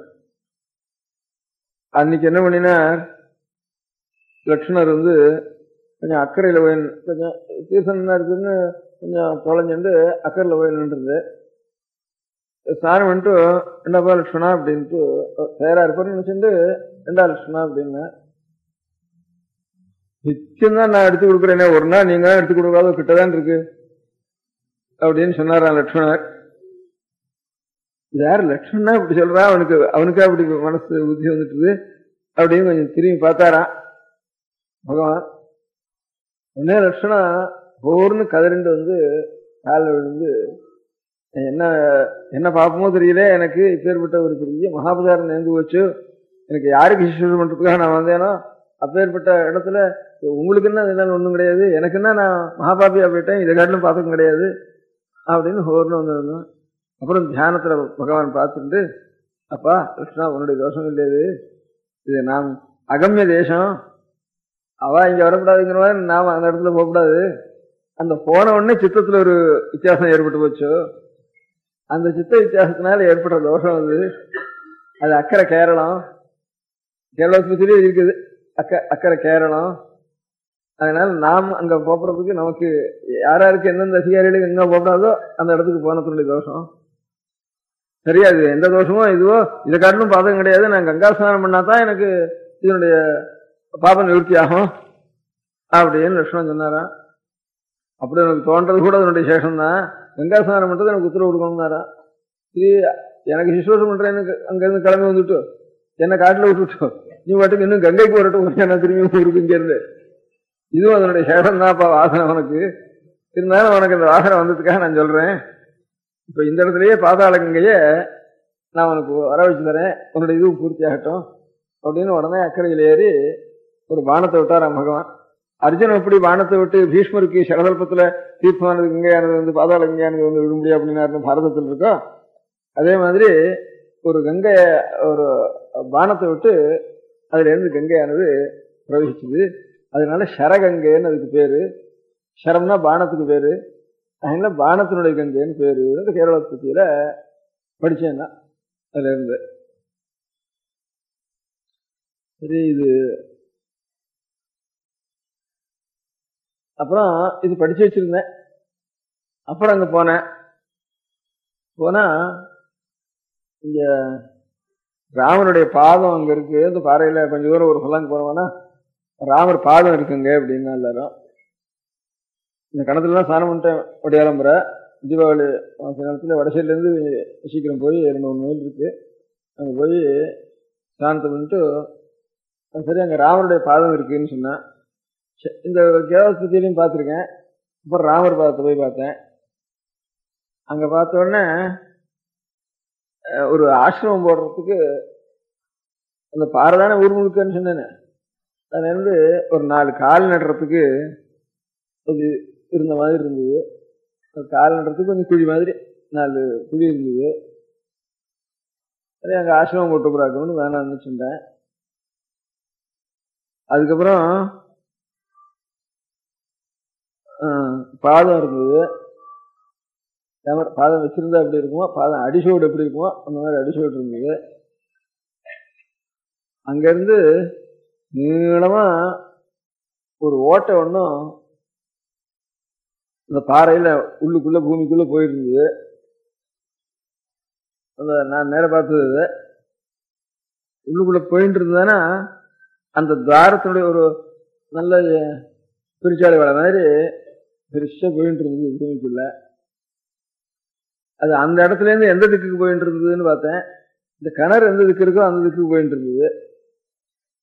இந்த பானம் போட்டாருங்கிறதுக்காக நான் சொல்றேன்னு அந்த பக்கமா போயிட்டு இருந்தது. கிணறு எந்த பக்கமா போயிருக்கோ அந்த பக்கமா ஒரு பெருச்சாலி வள மாதிரி நீள போயிட்டு இருந்தது. அப்புறம் அந்த துவாரத்தினுடைய ஒரு வாசல்ல வெளியில இந்த சூளை போட்டா அதுல சில கல்லுகள் உருக்கு கல் உண்டு இல்லையா செங்கல்ல, இந்த உருகி அப்படியே கண்ணங்கரையர்னு வெளியில வருமோ இல்லையா, செங்கல்ல நல்லா மண்ணை அப்படியே உருகி கீழே விழுற மாதிரி இந்த உள்ள இருந்து நிறைய உருகி கருங்கல் உருகி இந்த பெருச்சாளி வலைக்கு வெளியில அப்படியே உருக்குக்கெல்லாம் விழுந்து கிடந்தது.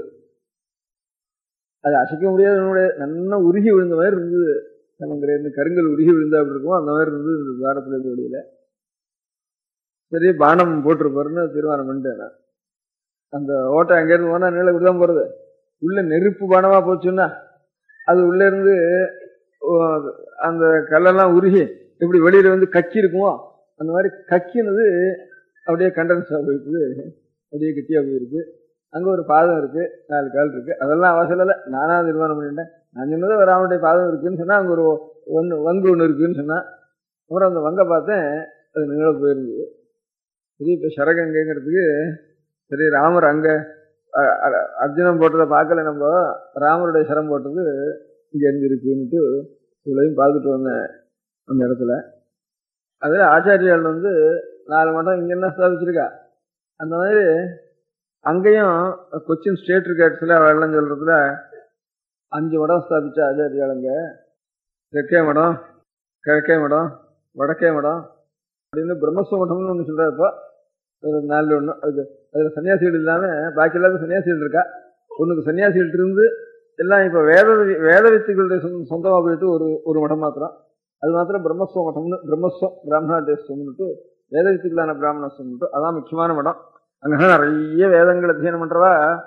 ஒவ்வொரு நம்பூரியும் 7வது வயசுல உபநயனம் பண்ணி 12-13 வயசுக்குள்ள வேதாத்தியனம் பூர்த்தி பண்ணி விடுறான். இப்பவும் எந்த நம்பூரியா இருந்தாலும், கம்யூனிஸ்ட் நம்பூரியா இருக்கான அவங்க கூட அப்படித்தான் வேதாத்தியனம் பண்ண வந்தான். அப்போ அவன் இது கையில தண்டத்தை வச்சுட்டு மேல ஒரு கிருஷ்ணாஜனத்தை போட்டுட்டு படுத்துக்கிறத கூட கிருஷ்ணாயத்துல தான் படுத்துக்கணும். கிருஷ்ணாயத்துல படுத்துட்டு வேதாத்தியனம் பண்ணிட்டு அதுக்கப்புறம் மேல இங்கிலீஷ் போறது அவன் படிக்கிறதானே. இப்பவும் அப்படிதான் நடக்கிறதுன்னு நினைக்கிறேன். நான் ஒரு 30 வருஷத்துக்கு முந்தி போயிருந்தேன், அப்போ அப்படிதான் நடந்துட்டு இருந்தது. இப்பவும் பாதியாவது இருக்கும் அதுல இருந்து. அப்புறம் தான் அவள் இங்கிலீஷ் படிக்கிறாலும் சரி, தொழில் படிக்கிறாலும் சரி, எந்த காரியம் படிக்கிறாலும் சரி, 12-13 வயசுக்குள்ள அத்தியனம் பூர்த்தி ஆயிடும் அவளுக்கு. தண்டத்தை வச்சுட்டு கிருஷ்ணாயனத்தை வச்சுதான் வரணும். இந்த நம்பூரி சின்ன பையன்கள்லாம் அப்படிதான் இருப்பான். அதே மாதிரி இப்போ மந்திரியா வந்திருக்கிறவங்க கூட நல்லா முழுக்க வேதாத்தியனம் பண்ணிடணும்னு சொல்றேன். அவனால சொல்லிட்டு இருக்காங்க. அது சரியா கோட்டீஸ்வரன் இருந்தாலும் சரி, ஏழை வேதாத்தியனம் பண்றதும் கிடையவே கிடையாதுங்க. பணக்காரன் தான் வேதாத்தியனம் பண்றது மலையாளத்துல. ஏழைகள் அதிகமாக வேதாத்தியனம் பண்ண வேண்டாம், பணக்காரன் தான் நிறைய வேதாத்தியனம் பண்ணுவாங்க. அந்த மாதிரி வேதத்தை ரசிச்சுன்னு வராம நம்பூர் அந்த தேசத்துல. அதனால இப்ப பிரம்மஸ்வ மடமா போச்சு ஒரு மடம். பாக்கி திருக்கழிக்காட்டு மடம்னு ஒன்றும், வடக்கே மடம்னு ஒன்றும், நெடுவிலை மடம்னு ஒன்றும், பிரம்மஸ்வ மடம் ஒன்றும், இப்படி 5 மடம் கணக்கு இருக்கு. இந்த 5 மடத்து சுவாமியாருக்கும் இதுல சம்பந்தம் இருக்கு. திருவாங்கூர்ல பத்மநாப சுவாமிக்கு ஆதியில சன்னியாசிகள் தான் காட்டுல இருந்தாராம். பத்மநாபர் அனந்தங்காடுன்னு ஒன்று இருந்தான், அனந்தசேனங்கிறது. அந்த அனந்தங்காட்டுல சுவாமி இருந்தாராம். அப்ப சில ரிஷிகள்லாம் அங்க இருந்தாலாம். அந்த ரிஷிகள்லாம் உடனே இந்த தேன் கொட்டாங்குச்சியில் எடுத்து அப்படி கொண்டு வச்சா தானா விழுவான் தேனடையில இருந்து. அந்த சுவாமிக்கு நிச்சயம் நைவேத்தியம் பண்ணிட்டு இருந்தாலும் சன்னியாசிகள் காட்டுல ரிஷியில இருந்தா. அது அனுசரிச்சு இப்போ தங்கத்தினால இந்த கொட்டாங்குச்சி பண்ணி அதுல புஷ்பாஞ்சலி சாமியார்னு இந்த 5 மடத்து சாமியாருக்கு, இது 2-3 மடத்து சாமியாருக்கு அதுல பாத்தியதை இருக்கு திருவாங்கூர்ல. இவ போய் அங்க போய் சுவாமிக்கு பூஜை பண்றது, இவதான் புஷ்பாஞ்சலி பண்ணணும். பாக்கி போத்தின்றத அடுத்தபடி பூஜை பண்ணணும். முக்கியமான பூஜை புஷ்பாஞ்சலின்னு பேர் இருக்கு. அதுக்கு இந்த தங்க கொட்டாங்குச்சியில இப்பவும் தேனை போட்டு நைவேத்தியம் பண்ணிட்டு இருக்கா. அதுக்காக வருஷத்துல 2000-3000 இவளுக்கு இந்த மடங்களுக்கு முறை. இந்த சுவாமியாருக்கு 6 மாசம் முறை, 3 மாசம் முறைன்னு 2-3 மடத்தினுடைய சுவாமியாருக்கு முறை. இந்த 5 மடம் சொன்னேன். ஆச்சாரியால் 5 மடம் அங்க மலையாளத்துல ஸ்தாபிச்சு, வெளியில எப்படி பண்ணினாலோ அதே மாதிரி மலையாளத்திலையும் 5 மடம் ஸ்தாபிச்சிருக்காரு. அதுல ஒண்ணுக்கு நெடுவிலை மடம்னு பேரு. இப்ப நடுவிலை மடம் மாதிரி இருக்கும். நடுவிலை மடம்னு சொன்னதுனால 4 திக்குலயும் 4 மடம் இருந்திருக்கும். எல்லாம் திருச்சூர்லயே. ஒன்னு திருக்கைக்காட்டு மடமும் கொஞ்சம் தூரத்தில் இருக்கு, ஒன்னு பிரம்மஸ்வ மடமா போயிருக்கு, ஒன்னு வடக்கே மடமா. வடக்கே மடத்து சாமியார், நடுவிலை மடத்து சாமியார், 2 சாமியார் இருக்காரு இந்த ஊர்ல. நான் நடுவிலை மடத்துக்கு போயிருந்தேன், அதான் முக்கியமான சாமியார். அவர் நிறைய கோஷங்கள் புஸ்தகங்கள் இருக்காங்க. மலையாளத்துல இப்ப சாஸ்திர புஸ்தகங்கள் எவ்வளவு இருக்கோ அவ்வளவு புஸ்தகங்கள் நம்ம சோழ தேசத்துல கூட இல்லை. அவ்வளவு பிராச்சீன சாஸ்திர புஸ்தகங்கள் அவ்வளவு ரட்சிச்சு வச்சிருக்கா. இப்ப நம்ம அரையார் லைப்ரரி, இந்த இதுல இந்த தேசத்துல அபூர்வ புஸ்தகங்கள் எல்லாம் மலையாளத்துல தான் ரட்சிச்சு வச்சிருந்து ஒரு 1500 வருஷத்துக்கு முந்தி இருந்த புஸ்தகங்கள் எல்லாம் இப்ப கிடைக்கிறது மலையாளத்துல தான் கிடைக்கிறது. வடக்கு இருந்தவாள்னு நாம நினைச்சுக்கிறதெல்லாம் இங்க மலையாளத்துல தான் இருந்திருக்கா. அவளுடைய பெரிய பெரிய விமர்சகர் ஐயாக்கிறனால எல்லாரும். நாரேரின்னு ஒரு வீடு மலையாளத்துல, ஒரு நம்பூரி வீடு. நாரேரியில பதஞ்சலி மகாபாஷ்யம் பண்ணின பதஞ்சலியே பிரதிஷ்டை பண்ணி ஒரு 100 பேர் அந்த நாரேரி பிரதான நம்பூரியே. அவள்லாம் நாரேரினா வருஷத்துக்கு 2 லட்சம் 2 லட்சம் அவளுக்கு வருமானம் வரும். ஏன்னா அவளுக்கு ஒரு பிள்ளை தான் கல்யாணம் பண்ணிக்கணும். பாக்கி பிள்ளைகள்லாம் இவ பிராமண குடும்பத்துல கல்யாணம் இல்லை, ராஜஸ்திரீகள் குடும்பத்திலேயே பெரிய நாயர் வம்சத்துல அங்க கல்யாணம் பண்ணி விடுவா. அதனால பிராமண குடும்பத்துல பண்ணிக்கிறோம், மொத்தம் கல்யாணம் பண்ணிக்கணும். அதனால பாகம் கிடையாது. அதனால சொத்து அப்படியே வரும், வர வர வளருமே தவிர குறையாது. அதனால ஒவ்வொரு நம்பூரி வீட்டுக்கும் ஒரு 1 லட்சம் ரூபாய் 2 லட்சம் ரூபாய் குறையாம வருமானம் வரும். இப்ப இந்த தேசமங்கலம், பூவள்ளி, நாரேரி அப்படின்ட்டு முக்கியமா ஒரு 3-4 குடும்பங்கள், பெரிய குடும்பங்கள். அதுல நாரேரியில பதஞ்சலி பகவானுடைய பிரதிஷ்டை பண்ணி ஒரு 100 பேருக்கு அந்த எஜமானா இருக்கிற நம்முடைய பாடம் சொல்லிட்டு போறான். எத்தனை பேருக்கு அன்னம் போட்டுண்டு அது பண்ணிட்டு போறாங்க. அதனால இந்த நடுவிலே மடம்னுட்டு ஒரு மடம், 5 மடம் ஆச்சாரியால். இவெல்லாம் பாக்கி க்ஷேத்திரங்களுக்கு எப்படி எல்லா க்ஷேத்திரங்களும் பரசுராமரங்க பண்ணிச்சுட்டாரோ, எல்லா தீர்த்தங்களையும் க்ஷேத்திரங்களையும் வச்சுட்டாரோ மலையாளத்துல, அதே மாதிரி ஆச்சாரியால் மடம் மாதிரி அங்கேயே அந்த அந்த தேசத்தில் இருக்கிற பிராமணர்களுக்காக 5 மடம் ஆச்சாரியால் ஸ்தாபிச்சாள்னு சொல்றது. அதுல நடுவிலே மடம்னு ஒரு மடம் இருக்கு. அங்க நான் போயிருந்தேன். திருச்சூர்ல தான் இருக்குது, டவுன்ல. திருச்சூர்ல நான் அநேக இடங்கள்ல பூஜை பண்ணிட்டு உட்கார்றப்போ பிராமணால், எம்மனாள், நாயர்கள், பொம்மநாட்டுகள், புருஷால் எல்லாரும் நிச்சயம் தரிசனத்துக்கு வருது, தீர்த்தம் வாங்கிக்கிறது, பிரசாதம் வாங்கிக்கிறது, இப்படி இருந்தா. அப்புறம் நடுவில் அவனோட சாமியார் அழைச்சின்னு போய் அங்கே பூஜை பண்ணணும்ட்டு சாமியார் அழைச்சின்னு போனார் இருந்தேன். அவர் அன்னைக்கு பூஜை எல்லாம் நடத்தி வச்சார். அப்போ பிராமணா மாத்திரம் வந்திருந்தா, பொம்மநாட்டில் உத்திரம் வரல.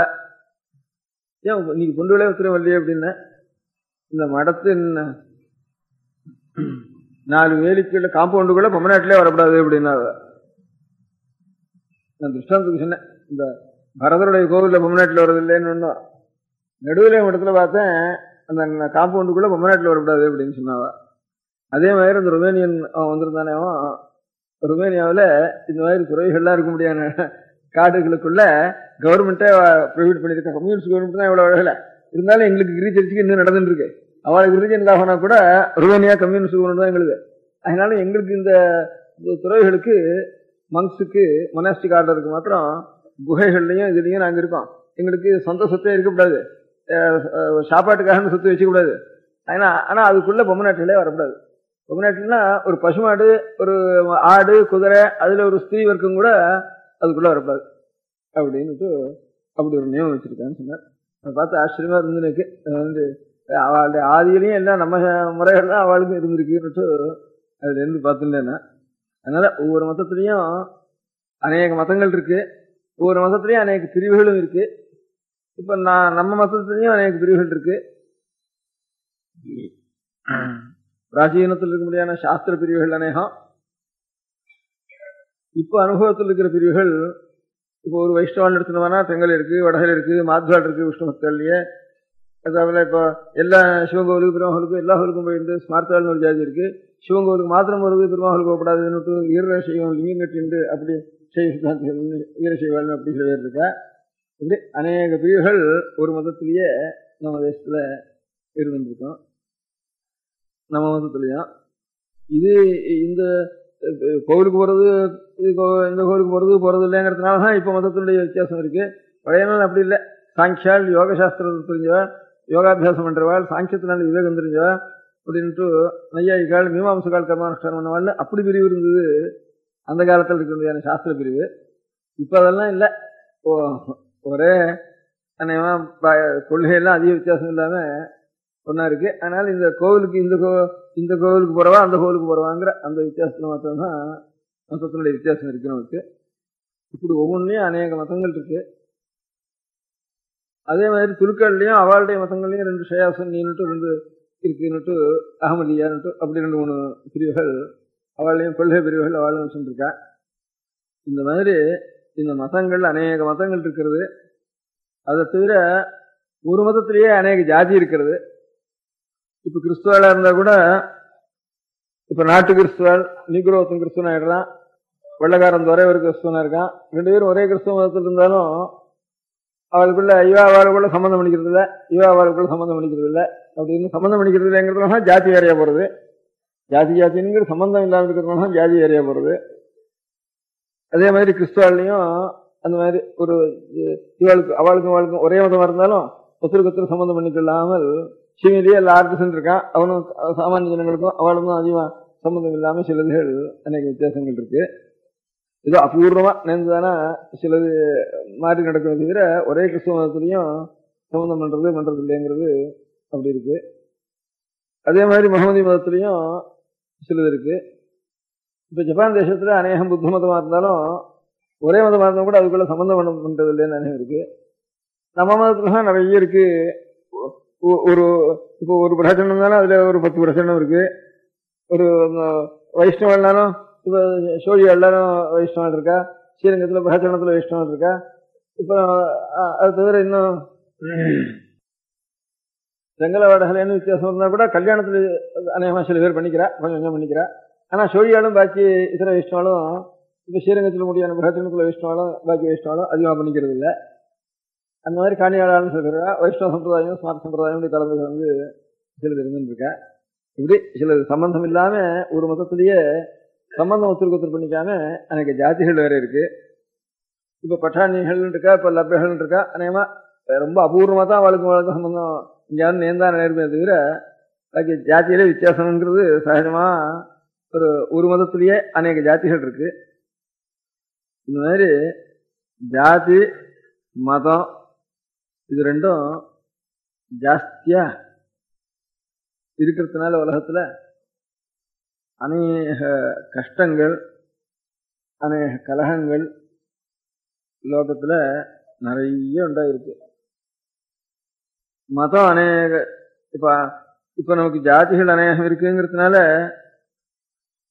இப்ப நீக்குற ஜாதி வெள்ளக்கார ஜாதி ஒருத்தருக்கு கல்யாணம் பண்ணிக்கிறேங்கிறதுனால இப்ப அமெரிக்காவிலேயே ரொம்ப இன்னைக்கு வரைக்கும் நிறைய கலகங்கள் இருக்கு.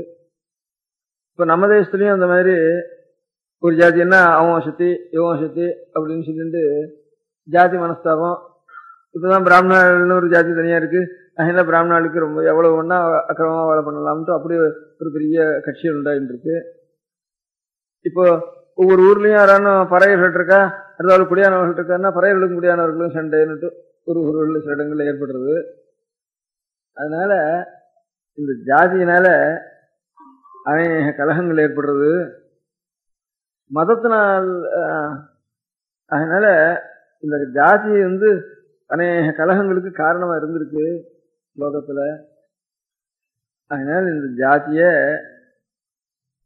வந்து அநேக கலகத்துக்கு காரணமா இருக்க முடியாது. மதமும் அதே மாதிரி ஜாதி கலகத்துக்காக மதம் இன்னும் ஜாஸ்தி கலகத்துக்கு காரணமா இருந்திருக்கு. இப்போ ஒரு 2-3 வருஷத்துக்கு வந்து இந்த இப்ப புதுசா பாகிஸ்தான் இருக்கு, அங்கேயே இந்த 2 ஜாதி அகமடியா ஜாதி இன்னொரு ஜாதி அதுகளுக்குள்ள ஒரே பெரிய அடிச்சுண்டு கலகம் சண்டை ஜாஸ்தியா இருந்தது. நம்ம தேசத்துல ஹிந்து மதம் துலுக்கு மதங்கிறதுக்காக கலகம் கணக்கு வழக்கு எல்லாமே இருந்திருக்கு. இப்ப ரங்கூன்ல சிலோன்ல சில வருஷம் புத்தர் மதத்துக்கும் துலுக்க மதத்துக்கும் ஒரு கலகம் நடந்து அவளுக்குள்ள பெரிய கலகங்கள் ஏற்பட்டிருக்கு. அவளுக்குள்ள கேத்தலிக்கள் புராட்டஸ்டன்ட்கள் இருக்கு. அந்த மதபேதத்தினால கணக்கு வழக்கு இல்லாம கலகங்கள் அப்படியே உயிரோட நெருப்புல ஓட்டு எரிச்சு விடுறது அப்படின்னு தான் நடந்திருக்கு. இப்ப நமக்கு மலையாளத்துல மாப்பிள்ளை கலகம்னுட்டு ஹிந்துக்களை எல்லாம் வந்து ரொம்ப ஹிம்சை பண்ணி இப்ப பெரிய பாகிஸ்தான் கலகம் பார்ட்டிஷன் கலகம் சரி, மாப்பிள்ளை கலகம் ஒரு 40 வருஷத்துக்கு வந்து 30-40 வருஷத்துக்கு வந்து ஒரு கலகம் ஏற்பட்டது சரி. இதுலெல்லாம் மதம் வேறையா இருக்காங்கிறதுக்காக இப்ப நம்ம ஊர்களையும் அதே மாதிரி ஒரு வைஷ்ணவாளுக்குள்ளேயே வந்து செங்கலை வடகலைன்னு சின்ன வித்தியாசம் இருக்கிறதுனால ரொம்ப கலகங்கள் அடிக்கடி கொலையில அப்படி கூட கேசுகள் இருக்குது. அப்படி கலகங்கள் ஏற்படுறது இடங்கள்ல. அதனால இந்த ஜாதி இந்த மதம் இது ரெண்டும் கலகத்துக்கு காரணமா இருக்கிறதுனால இந்த ரெண்டையும் இல்லாம இருந்துட்டா தேவையில்ல. ஒரே ஜாதி ஒரே மதம் அப்படி இருந்தா தேவையில்ல. நான் இந்த கதை எதுக்காக சொன்னேன், கிரீக் சர்ச்சுன்னு கிறிஸ்துவாளுக்குள்ள 3 வித்தியாசம் இருக்கு, ஒவ்வொன்றுக்குள்ள அவாந்தர வித்தியாசம் 3 இருக்குங்கிறதுக்காக கிரீக் சர்ச்சும் கேட்டுக்க மாட்டேன். அதனால அவதான் சிரியன் சர்ச்சுன்னு சிரியன் கிறிஸ்டின் சொல்லுவாலும் நம்ம இந்தியாவில் வந்தவா அந்த வகுப்பு சேர்ந்தவா தான். அது ரஷ்யாவிலையும் ஜாஸ்தி, இந்த கிழக்கு யூரோப்பில் கொஞ்சம் ஜாஸ்தி. அது கேத்தலிக் ப்ராட்டஸ்டன்ட் தான் கேட்டிருப்பேன் எல்லாரும். அதுக்காக கிரீக் சர்ச்சுன்னு ஒன்று இருக்குங்கிறதுக்காக உதாரணத்துக்காக சொன்னேன். ஒரு மதத்திலேயே 3 மதம் இருக்குங்கிறதுக்காக. அந்த கிரீக் சர்ச்சில் எப்படின்னாட்டா பொம்நாட்டில் விடுறது இல்லைன்னா அவன் சொன்னாங்கிறதுக்காக. அந்த மாதிரி நம்ம தேசத்துலையும் இருக்குங்கிறதுக்காக 2-3 உதாரணம் சொன்னேன். அதுக்காக நடுவில் மடம்னு ஒன்று இருக்கு, அந்த இடத்துல நான் போயிருந்தேன், அப்பவும் இல்லைங்கிறதுக்காக சொன்னேன். இந்த பரதனுடைய கோவிலையும் இருக்குன்னு சொன்னேன். இன்னத்த தளிப்பரம்பு கோவிலையும் அந்த மாதிரி சிவன் கோவிலையும் அப்படி இருக்கு, பரதனுடைய கோவிலையும் அப்படி இருக்குன்னு உதாரணம் சொன்னார். அது எதுக்காக சொல்ல வந்தேன்னா, ஒரு மதத்திலேயே 2-3 பிரிவுகள் இருக்கு. ஒரு மதத்துக்குள்ள 2-3 பிரிவு,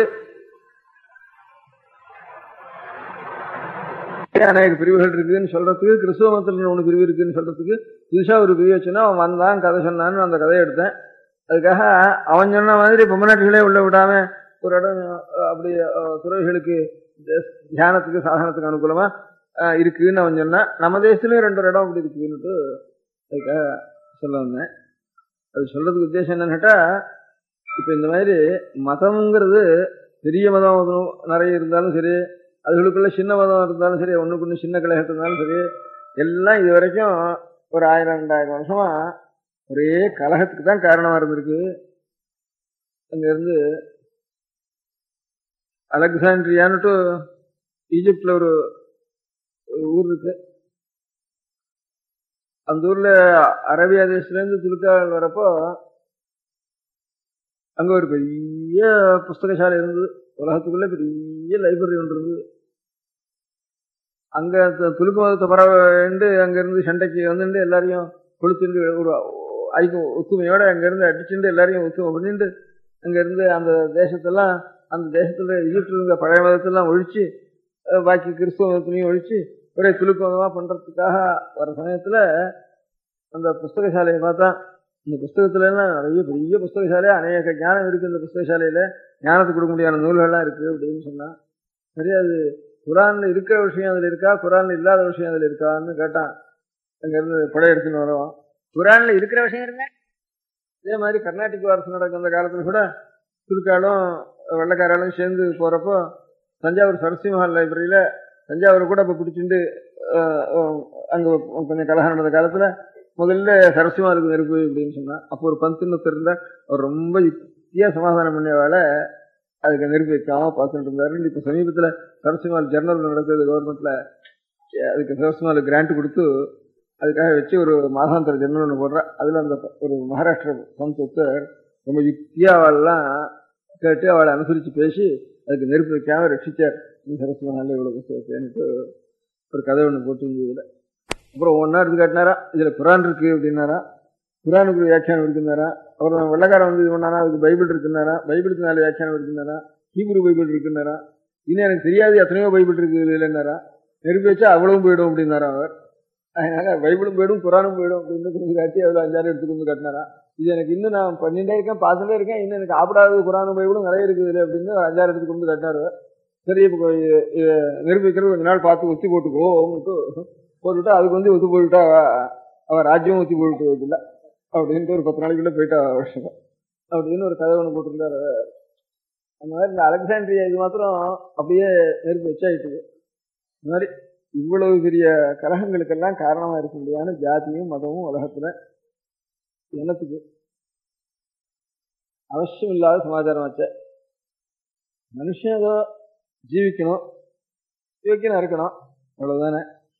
இதுல ஜாதின்னு ஒண்ணு என்னத்துக்கு? ஜாதியை இத்தனை கலகத்துக்கு காரணமா இருக்க. ஜாதின்னு ஒண்ணு இருக்கிறதுனாலதான் ஒருத்தவங்க தான் ஜாதியை வச்சுட்டு அந்த ஜாதி அடி இந்த ஜாதி அடி அவனை பிடிச்ச அடின்னு ஒரு பேர் சொல்றதுக்கு ஒரு காரணமா இருக்கு. அதனால ஜாதியே இல்லாம இருந்தா தேவையில்லையே. மதம்ங்கிறது அதை காட்டணும் பழசா இருக்கே. இது ஜாதி சண்டை கொஞ்சம் சமீபத்து காலத்துல தான் இருக்கு. ஜாதிங்கிறதுக்காக சண்டை உண்டாடுறதுங்கிறது இப்ப சமீப காலத்துல தான் கேட்டிருக்கோம் நம்ம. இது அவளாதான் உண்டு பண்ணினாலோ இன்னாரும் இப்போ வெள்ளக்கார இந்த தேசத்துல ராஜ்யபார மன்றத்துல என்னென்ன புழக்கலாம்னா ஜாதியை வச்சுட்டு புழக்கலாம்ங்கிறதுக்காக ஆரம்பிச்சு விட்டது. இல்ல வாஸ்தவமாக ஏற்பட்டது நம்ம இன்னும் தீர்மானம் அப்படி சில பேர் சொல்ற அப்படி சொல்ல அவனுக்கு தீர்மானம் சொல்ல வேண்டாம். அதுல வெள்ளக்கார கிளப்பி விட்டு பொழந்தது இன்னும் நீடிச்சிருந்து இன்னும் கொஞ்சம் அவ போனதுக்கு அப்புறம் இன்னும் கொஞ்சம் சக்தி அதுக்கு ஜாஸ்தி ஆயிருக்கா, இல்ல வாஸ்தவத்திலேயே ஜாதியினாலேயே ஏற்பட்ட ஒரு ஜாதி இருக்கிறதுனாலேயே ஏற்பட்ட ஒரு கலகம் அது அப்படிங்கிறது அப்படி ஒன்றா இருக்கட்டும். மத கலகங்கிறது வெள்ளக்காரம் பண்ணி விடல. ஆதி வந்து அது இப்போ துலுக்காலுக்கும் இந்த பாலஸ்டைனுக்கு எல்லாம் குரூசைடுன்னு எத்தனையோ தரம் போப்புகள்ல இருக்கிறவா இந்த கிலாஃபத்துக்கும் போப்புக்கும் பெரிய சண்டைகள், அந்த நிறைய சண்டைகள் இருக்குது. நம்ம தேசம்லாம் கேட்க வேண்டாம். ஒரு கோவிலையாவது ஒரு சுவாமிக்காவது மூக்குக்காவது மூடி இல்லாத கோவிலே காண நமக்கு அது பெரிய மானுமெண்டா இருக்கு நம்ம காலத்தில் இருக்கு. நம்ம தேசத்துக்கு முடியாத ஒரு சண்டை இது. அதனால இந்த மாதிரி ஜாதிங்கிறதும் மதங்கிறதும் உலகத்துக்கு இவ்வளவு ஜனங்களுக்கு பிராணிகளுக்கு கஷ்டத்துக்கு காரணமாக இருக்க முடியாது. ஜாதி மதமும் நமக்கு என்னத்துக்கு இது அவசியமா? மதத்துக்குள்ள பிரிவு இருக்கு, அதுக்குள்ளேயும் அவாந்திர பிரிவு இருக்குங்கிறதுக்காக என்னவோ அவன் கதை எடுத்தேன். அதுக்காக அந்த ஒரு இந்த ஒரு மலையாளம் சிறக்குங்க அதை பார்த்து இந்த கதையா இருக்கட்டும் உபகதையா இருக்கட்டும் இந்த உபகதை பாகவதாவோட உபகதை சொல்ற மாதிரி உபகதை நான் சொல்றதுக்கு ஆரம்பிச்சது மதம் என்னத்துக்கு ஜாதி என்னத்துக்கு ஜனங்களுக்கு இவ்வளவு கலகங்களுக்கும் இவ்வளவு கஷ்டங்களுக்கும் காரணமா இருக்கக்கூடியான ஜாதிய மதமும் இருக்கு. இது ஒண்ணு இருக்கணுமா? இது அடியோட என்ன பிரயோஜனம் இல்லாம இது ஒண்ணு நினைச்சுக்கு இருக்கு அப்படின்னுட்டு இப்போ எல்லாரும் நம்ம சின்ன மனுஷன் சின்ன கடை வச்சுட்டு இருக்கிறவங்க கொண்டு நமக்கு பிரதம மந்திரி காங்கிரஸ்ல கூட்டம் கொண்டு எதாவது பேசிட்டு இருக்கா எப்போ பார்த்தாலும் நாமும் கொஞ்சம் பேசணும் தான் நான் மாத்திரம் ஆகிருவேன். எல்லாரும் இதை ஒண்ணுதான் பேசிட்டு இருக்கா நிறைய. அதனால நிச்சயம் என்னென்னத்தையோ பேசுறோம், இதே ஒரு நாளைக்கு பேசுவோம் அப்படின்ட்டு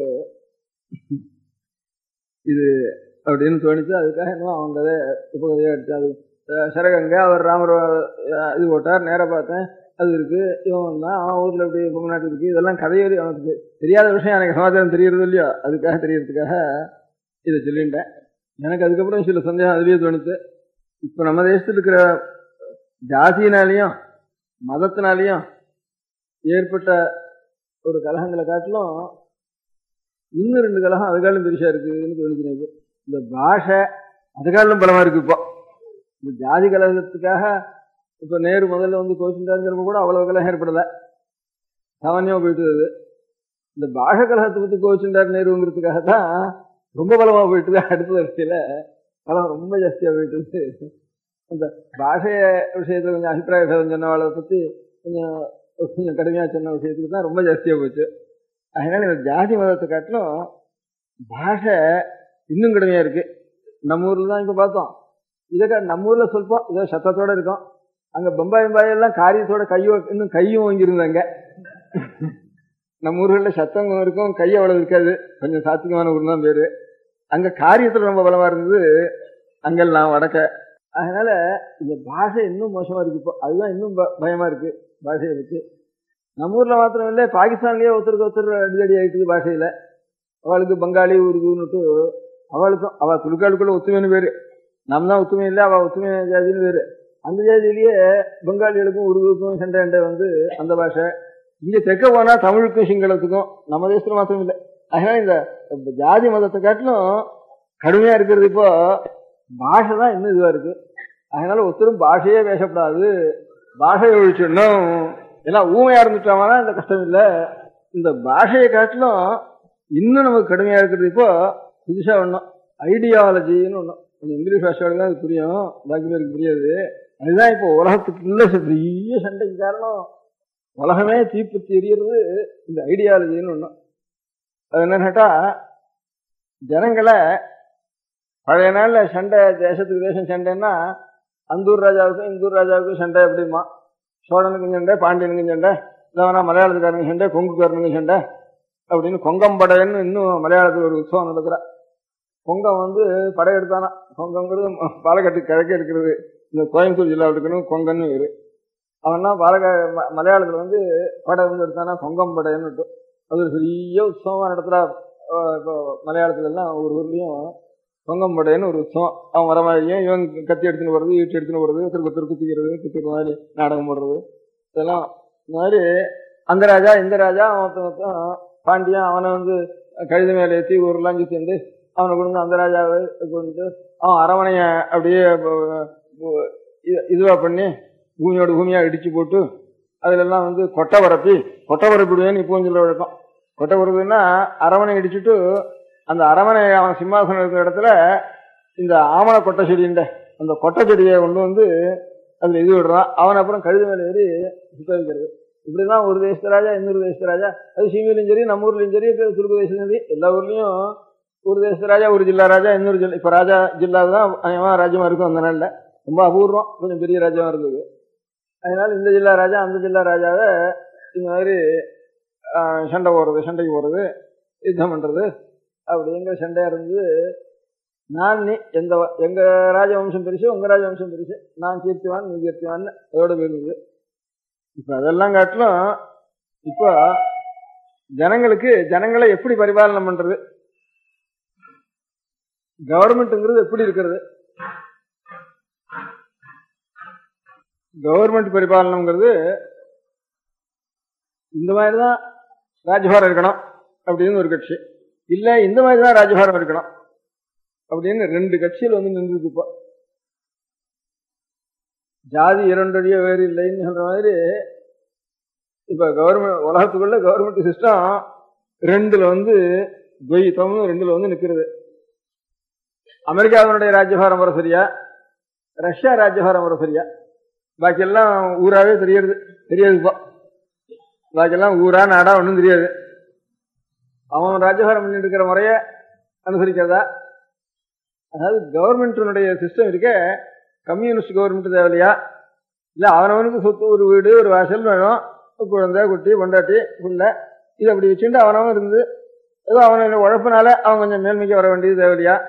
இல்ல ஒத்தனுக்கும் ஒன்றும் சுதந்திரம் இல்லை, எல்லாம் ராஜாங்கத்துக்கு தான் சுதந்திரம். வீடோ, குழந்தையோ, பொண்டாட்டியோ, நிலமோ எல்லாம் கவர்மெண்ட்டுக்கு தான் சொந்தம். அதனால கவர்மெண்ட் ஆறாருக்கு பார்த்து, கவர்மெண்ட்னு அறுபத்தான், அவன் ஒரு மனுஷன் தானே, அவன் பார்த்து ஆறாருக்கு சீட்டு கொடுக்குறானோ, இவ்வளவு அனுப்பிக்கிறாங்கிறானோ அவன் அனுபவிக்க வேண்டியது அப்படிங்கிறது தேவையா? இல்ல ஒவ்வொரு கவர்மெண்ட்டும் அவனவனுக்கு அவன் உழைப்பினால கொஞ்சம் அவன் சம்பாதிச்சுட்டான்னா அந்த சம்பாதிச்சத்துல அவனுடைய சிரமத்துக்கு சிரமப்பட்டு ஒருத்தன் உழைச்சு சம்பாதிச்சான்னா அதுல அவனுக்கு கொஞ்சம் சுவாதந்திரம் கொஞ்சம் தூரத்துக்கு உண்டு. மொத்தம் கவர்மெண்ட்டுக்கு இருந்தாலும் அதில் இந்த முறை தேவையா, இந்த முறை தேவையாங்கிற சண்டையில 2 முறை வந்ததுல பெரிய தேசம் முழுக்க அப்படியே தீப்பத்தி எரியறது. ஒரு நாள் இங்க சொல்றது ஜனங்களே, ஒரு நாள் அங்க சொல்றது, ஒரு நாள் அங்க போறது, ஒரு நாள் ஒருத்தர் சண்டை பிடிச்சிக்கிறது. கொரியால சண்டம், வியட்நாம்ல சண்டை, அதெல்லாம் ஹங்கேரி சண்டை, இதெல்லாம் இந்த சண்டைய. அப்புறம் இவங்க ஜனங்களை இவங்க ஐயா பண்ணிக்கிறதுங்கிறதுக்காக இவன் ரூபாய்க்கு அனுப்புறது, அவங்க கையில சேர்த்துக்கிறதுக்கு அவன் இங்கிருந்து கப்பல்கள் அனுப்புறது. இப்படி ஈஜிப்ட்ல சண்டை, அந்த ஊர்ல சண்டை, இந்த ஊர்ல சண்டைலாம் என்ன, இந்த ஒரு சண்டையில கவர்மெண்டினுடைய முறை எப்படி, கவர்மெண்ட்னால சண்டை. அதனால கவர்மெண்ட் இத்தனை நாள் இருந்ததுனால என்ன பிரயோஜனம்னா சண்டை தான் மிச்சம். பாஷையினால சண்டை, கவர்மெண்ட்னால சண்டை. அதனால கவர்மெண்ட் இருக்கக்கூடாது, பாஷையும் இருக்கக்கூடாது. எல்லாரும் ஊமையா இருக்கணும், எல்லாரும் மிருகங்களா இருக்கணும். காட்டு மிருகங்கள கவர்மெண்ட் கிடையாது இல்லையா? அதனால நாமெல்லாம் கவர்மெண்டே கூடாது. கவர்மெண்ட் இருக்கிறதுனால சண்டை வருது. அதனால ஜாதி இருந்ததுனால எவ்வளவு சண்டை வந்துட்டுது, மதம் இருக்கிறதுனால எவ்வளவு சண்டை வந்துட்டுதுன்னா, ஜாதியினாலையும் மதத்தினாலையும் எவ்வளவு சண்டை வந்திருக்கோ உலகத்துல, அதை காட்டிலும் 1000 மடங்கு சண்டை பாஷையினாலையும் கவர்மெண்ட்னாலையும் வந்துட்டுது அப்படின்னு சொன்னா, நமக்கு எல்லாரும் ஊமையா இருக்கணும், எல்லாரும் மிருகங்களா போகணும், காட்டுல மிருகங்கள் தான் இருக்கணும், மனுஷாலே இருக்கக்கூடாது அப்படின்னு கடைசியில தீர்மானம் பண்ணுவோமா? இல்ல அது எப்படி இருந்தாலும் ஏதோ அதுல அடிச்சு பிடிச்சிருந்தாலும் ஆகணும். ஒரு நிமிஷம் முடிவுக்கு தான் வந்தாகணும். அதுக்காக பாஷை இல்லாம இருக்க முடியும். நம்மளால பாஷை பேசிதான் ஆகணும். சண்டை வந்தா ஏதோ பாத்துக்கணும் அதுல அப்படிதான் சொல்றான்.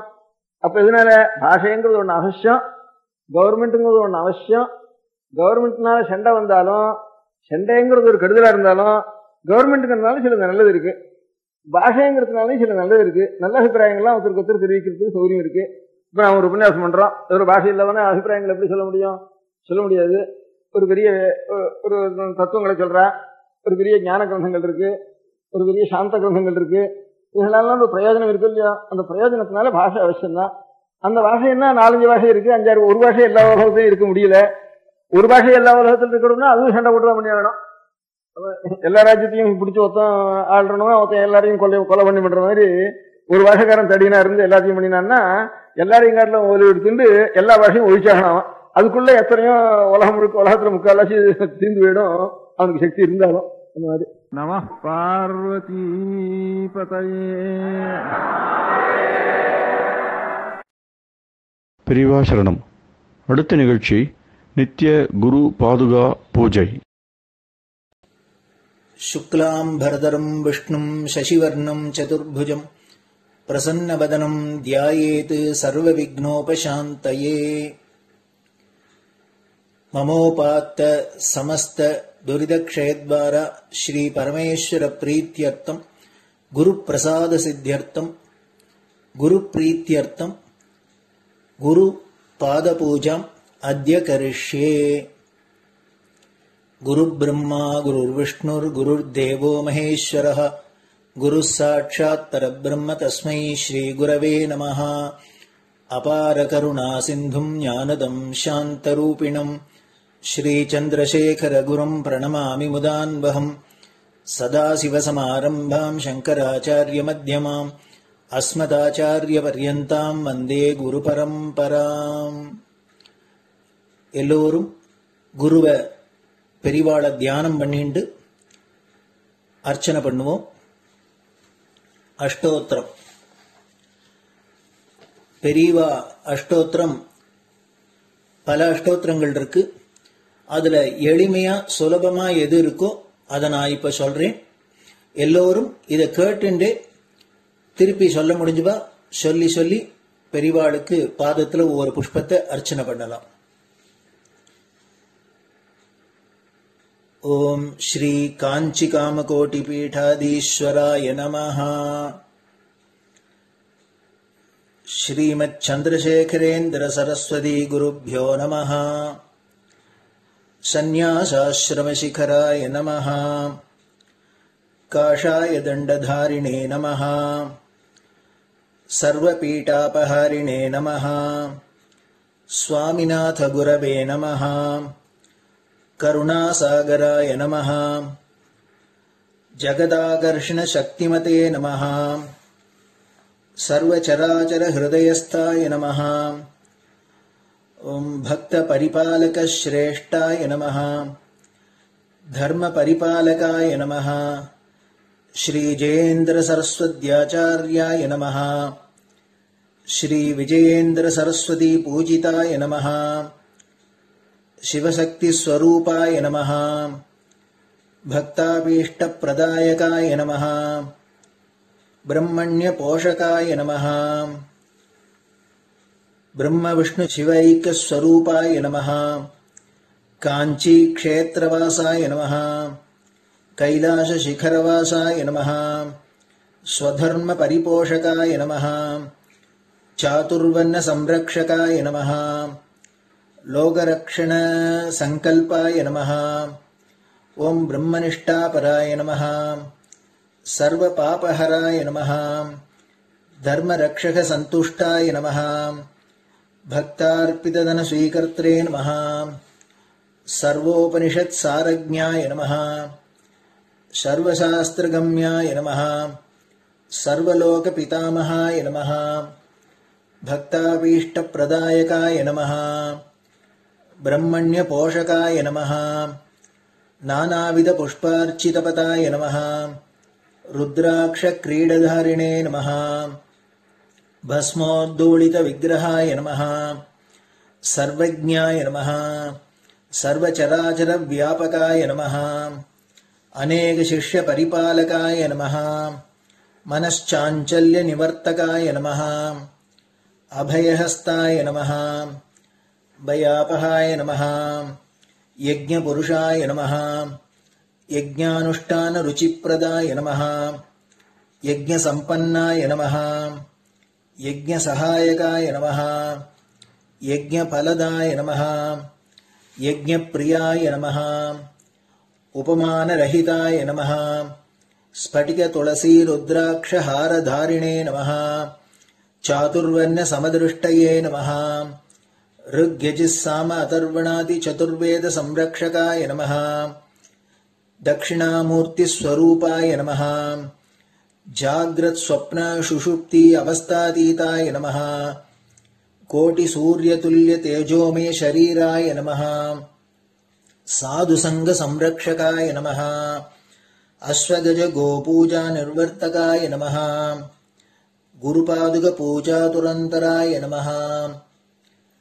कनकाभिषिक्ताय नमः. स्वर्ण बिल्वदल पूजिताय नमः. सर्वजीव मोक्षदाय नमः. मूकवाक्तान निपुणाय नमः. नेत्र दीक्षादानाय नमः. द्वादशलिंग स्थापकाय नमः. गान रसप्रियाय नमः. ब्रह्मज्ञानोपदेशकाय नमः. सकलकला सिद्धिताय नमः. चातुर्वण्य पूजिताय नमः. अनेकभाषा संभाषण कोविताय नमः. अष्टसिद्धिप्रदायकाय नमः.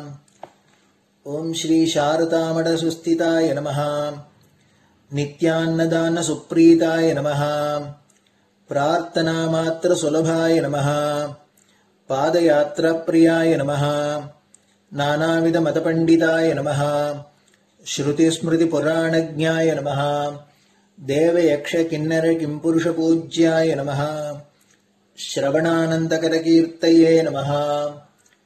दर्शनानन्दाय नमः अद्वैतानन्दभरिताय नमः अव्याज करुणामूर्तये नमः शैव वैष्णवादिमान्याय नमः श्रीशङ्कराचार्याय नमः दण्डकमण्डलोहस्ताय नमः वीणामृदङ्गसकलवाद्यनाथस्वरूपाय नमः रामकथारसिकाय नमः वेदवेदाङ्ग आगमादिसकलकलासतस्प्रवर्तकाय नमः हृदयगुहाशयाय नमः शतरुद्रीयवर्णितस्वरूपाय नमः केदारेश्वरनाथाय नमः अविद्यानाशकाय नमः निष्कामकर्मोपदेशकाय नमः लघुभक्तिमार्गोपदेशकाय नमः लिङ्गस्वरूपाय नमः सालग्रामसूक्ष्मस्वरूपाय नमः कालड्यां शङ्करकीर्तिस्तम्भनिर्माणकर्त्रे नमः जितेन्द्रियाय नमः शरणागतवत्सलाय नमः श्रीशैलशिखरवासाय नमः डमरुकनादविनोदाय नमः वृषभारूढाय नमः दुर्मदनाशकाय नमः आभिचारिकदोषहर्त्रे नमः मिताहाराय नमः मृत्युविमोचकशक्त्याय नमः श्रीचक्रार्चनतत्पराय नमः दासानुग्रहकारकाय नमः अनुराधानक्षत्रजाताय नमः सर्वलोकख्यातशीलाय नमः वेङ्कटेश्वरचरणपद्मषट्पदाय नमः श्री महात्रिपुरसुन्दरी समेत श्रीचन्द्रमौलीश्वर पूजाप्रियाय नमः श्रीमच्चन्द्रशेखरेन्द्र सरस्वती सद्गुरु परब्रह्मणे नमः गुरुभ्यो नमः परमगुरुभ्यो नमः परमेष्टिगुरुभ्यो नमः परात्परगुरुभ्यो नमः गुरुपरम्पराभ्यां नमः गुरुपादुकाभ्यां नमो नमः. அடுத்தது ஊதுபத்தி இருந்தா அதை காமிச்சு தூபம், நெய் தீபம் இருந்தா காமிச்சு அதை நெய் தீபம் தீபம் காமிச்சுட்டு நைவேத்தியம் வெத்தலைப்பாக்கு பழம் இதுலேருந்து ஆரம்பிச்சு அவாளுக்கு எது சௌரியமோ அதுபடி நைவேத்தியம் பண்ணலாம். அதுக்கு அடுத்தது கற்பூர ஹாரத்தி பண்ணி எல்லோரும் பிரதட்சிண நமஸ்காரம் பண்ணி பெரியவாள்கிட்ட பிரார்த்தனை பண்ணிண்டு எல்லோரும் க்ஷேமமா இருக்கணும், லோகம் பரம மங்களமா சௌக்கியமா இருக்கணும், எல்லோரும் வியாதி வெக்க இல்லாத ஆயுராரோக்கிய ஐஸ்வர்யத்தோட சாந்தம் அமைதியோட ஞான வைராக்கியத்தோட எல்லோரும் நல்லவர்களாயிருந்து நன்மையை அடையணும்னு பிரார்த்தனை பண்ணி இந்த பூஜையை தினம் செய்யலாம். குரு பிரம்மா குருர் விஷ்ணுர் குருர் தேவோ மகேஸ்வரः குரு சாட்சாத் பரபிரம்ம தஸ்மை ஸ்ரீ குரவே நமः. அபார கருணா சிந்தும் ஞானதம் சாந்தரூபிணம் ஸ்ரீச்சந்திரசேகர குரும் பிரணமாமி முதான்வகம். சதாசிவசமாரம்பாம் சங்கராச்சாரிய மத்யமாம் அஸ்மதாச்சாரிய பர்யந்தாம் வந்தே குரு பரம்பராம். குரு பாத பூஜை நிறைவடைஞ்சது. பெரியவா சரணம். திருச்சிற்றம்பலம். நிலை பெறுமாறு எண்ணுதியேல் நெஞ்சே நீவா நித்தலும் எம்பிரானுடைய கோயில் புக்கு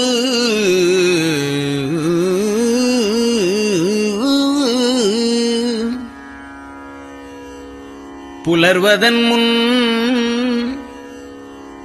அலகிட்டு மெழுக்குமிட்டு பூமாலை புனைந்து ஏத்தி புகழ்ந்து பாடி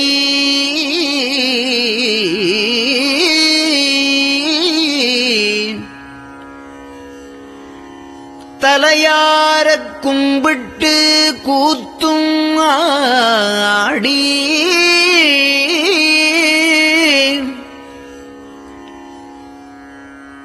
சங்கரா ஜெய போற்றி போற்றி என்றும்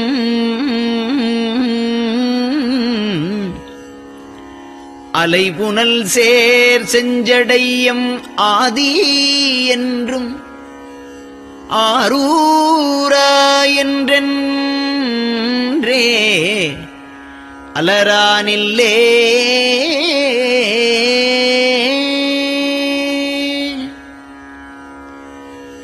தந்தது உந்தன்னை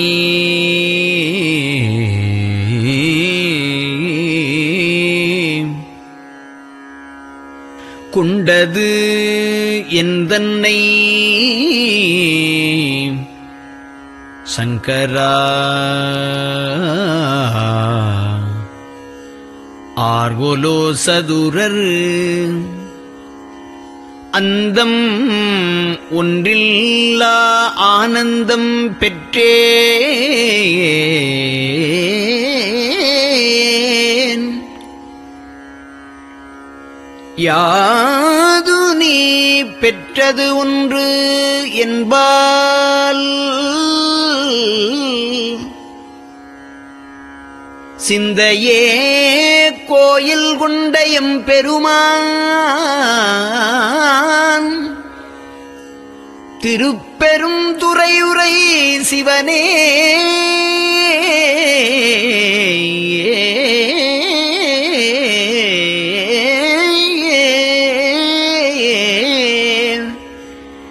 எந்த ஈசா உடல் இடம் கொண்டாய் யான் இதற்கு இளன்வோர் கைமாறே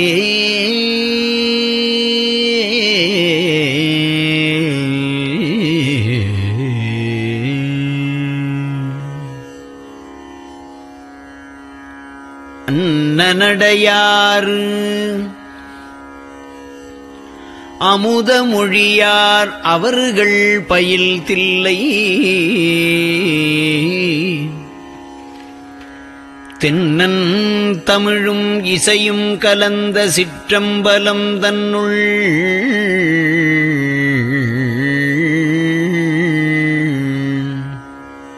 பொன்னும் மணியும் நிறந்த தலத்து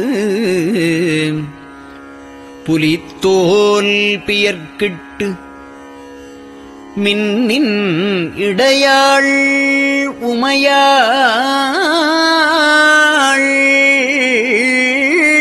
காண விகிதன் ஆடுமே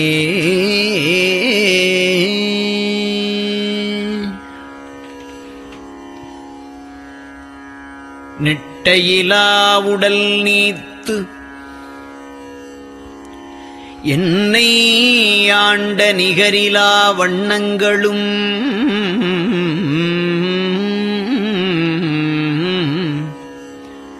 சிட்டன் சிவனடியாரை சீராட்டும் திறங்களுமே சிந்தித்து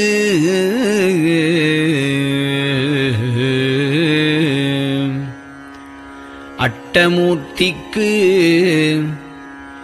என் அகம் நெகவூரும் அமிழ்தனுக்கு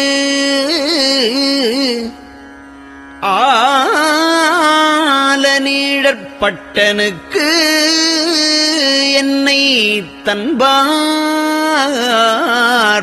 தன்பாற்படுத்தானுக்கே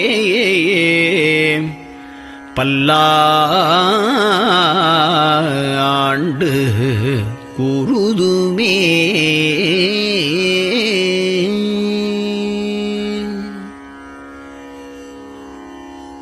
நெஞ்சம் ஈசனைக் காண்பதே விரும்பி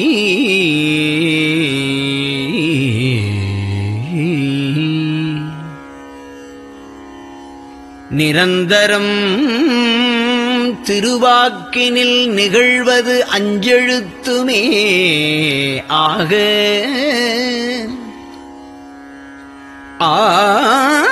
ஆளுடைய மலைய அம்மை செம்மலர் கைகுவித்து அருளி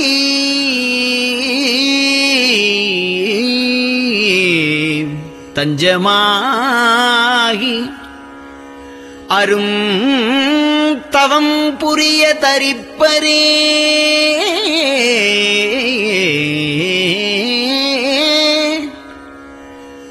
அவள் தனிப்பெரும் கணவர்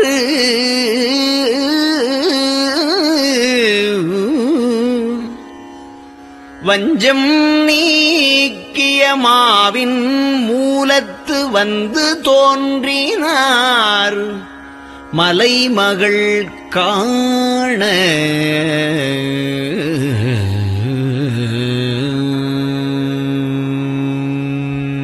திருச்சிற்றம்பலம்.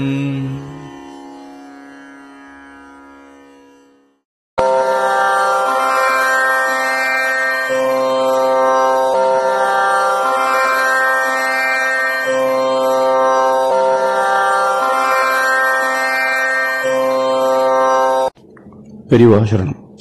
பெரியவா வானொலியின் காலை நிகழ்ச்சிகள் இத்துடன் நிறைவடைகின்றன. எமது அடுத்த ஒளிபரப்பு இன்று மாலை இந்திய நேரப்படி 6 மணிக்கு துவங்கும். பெரியவா சரணம்.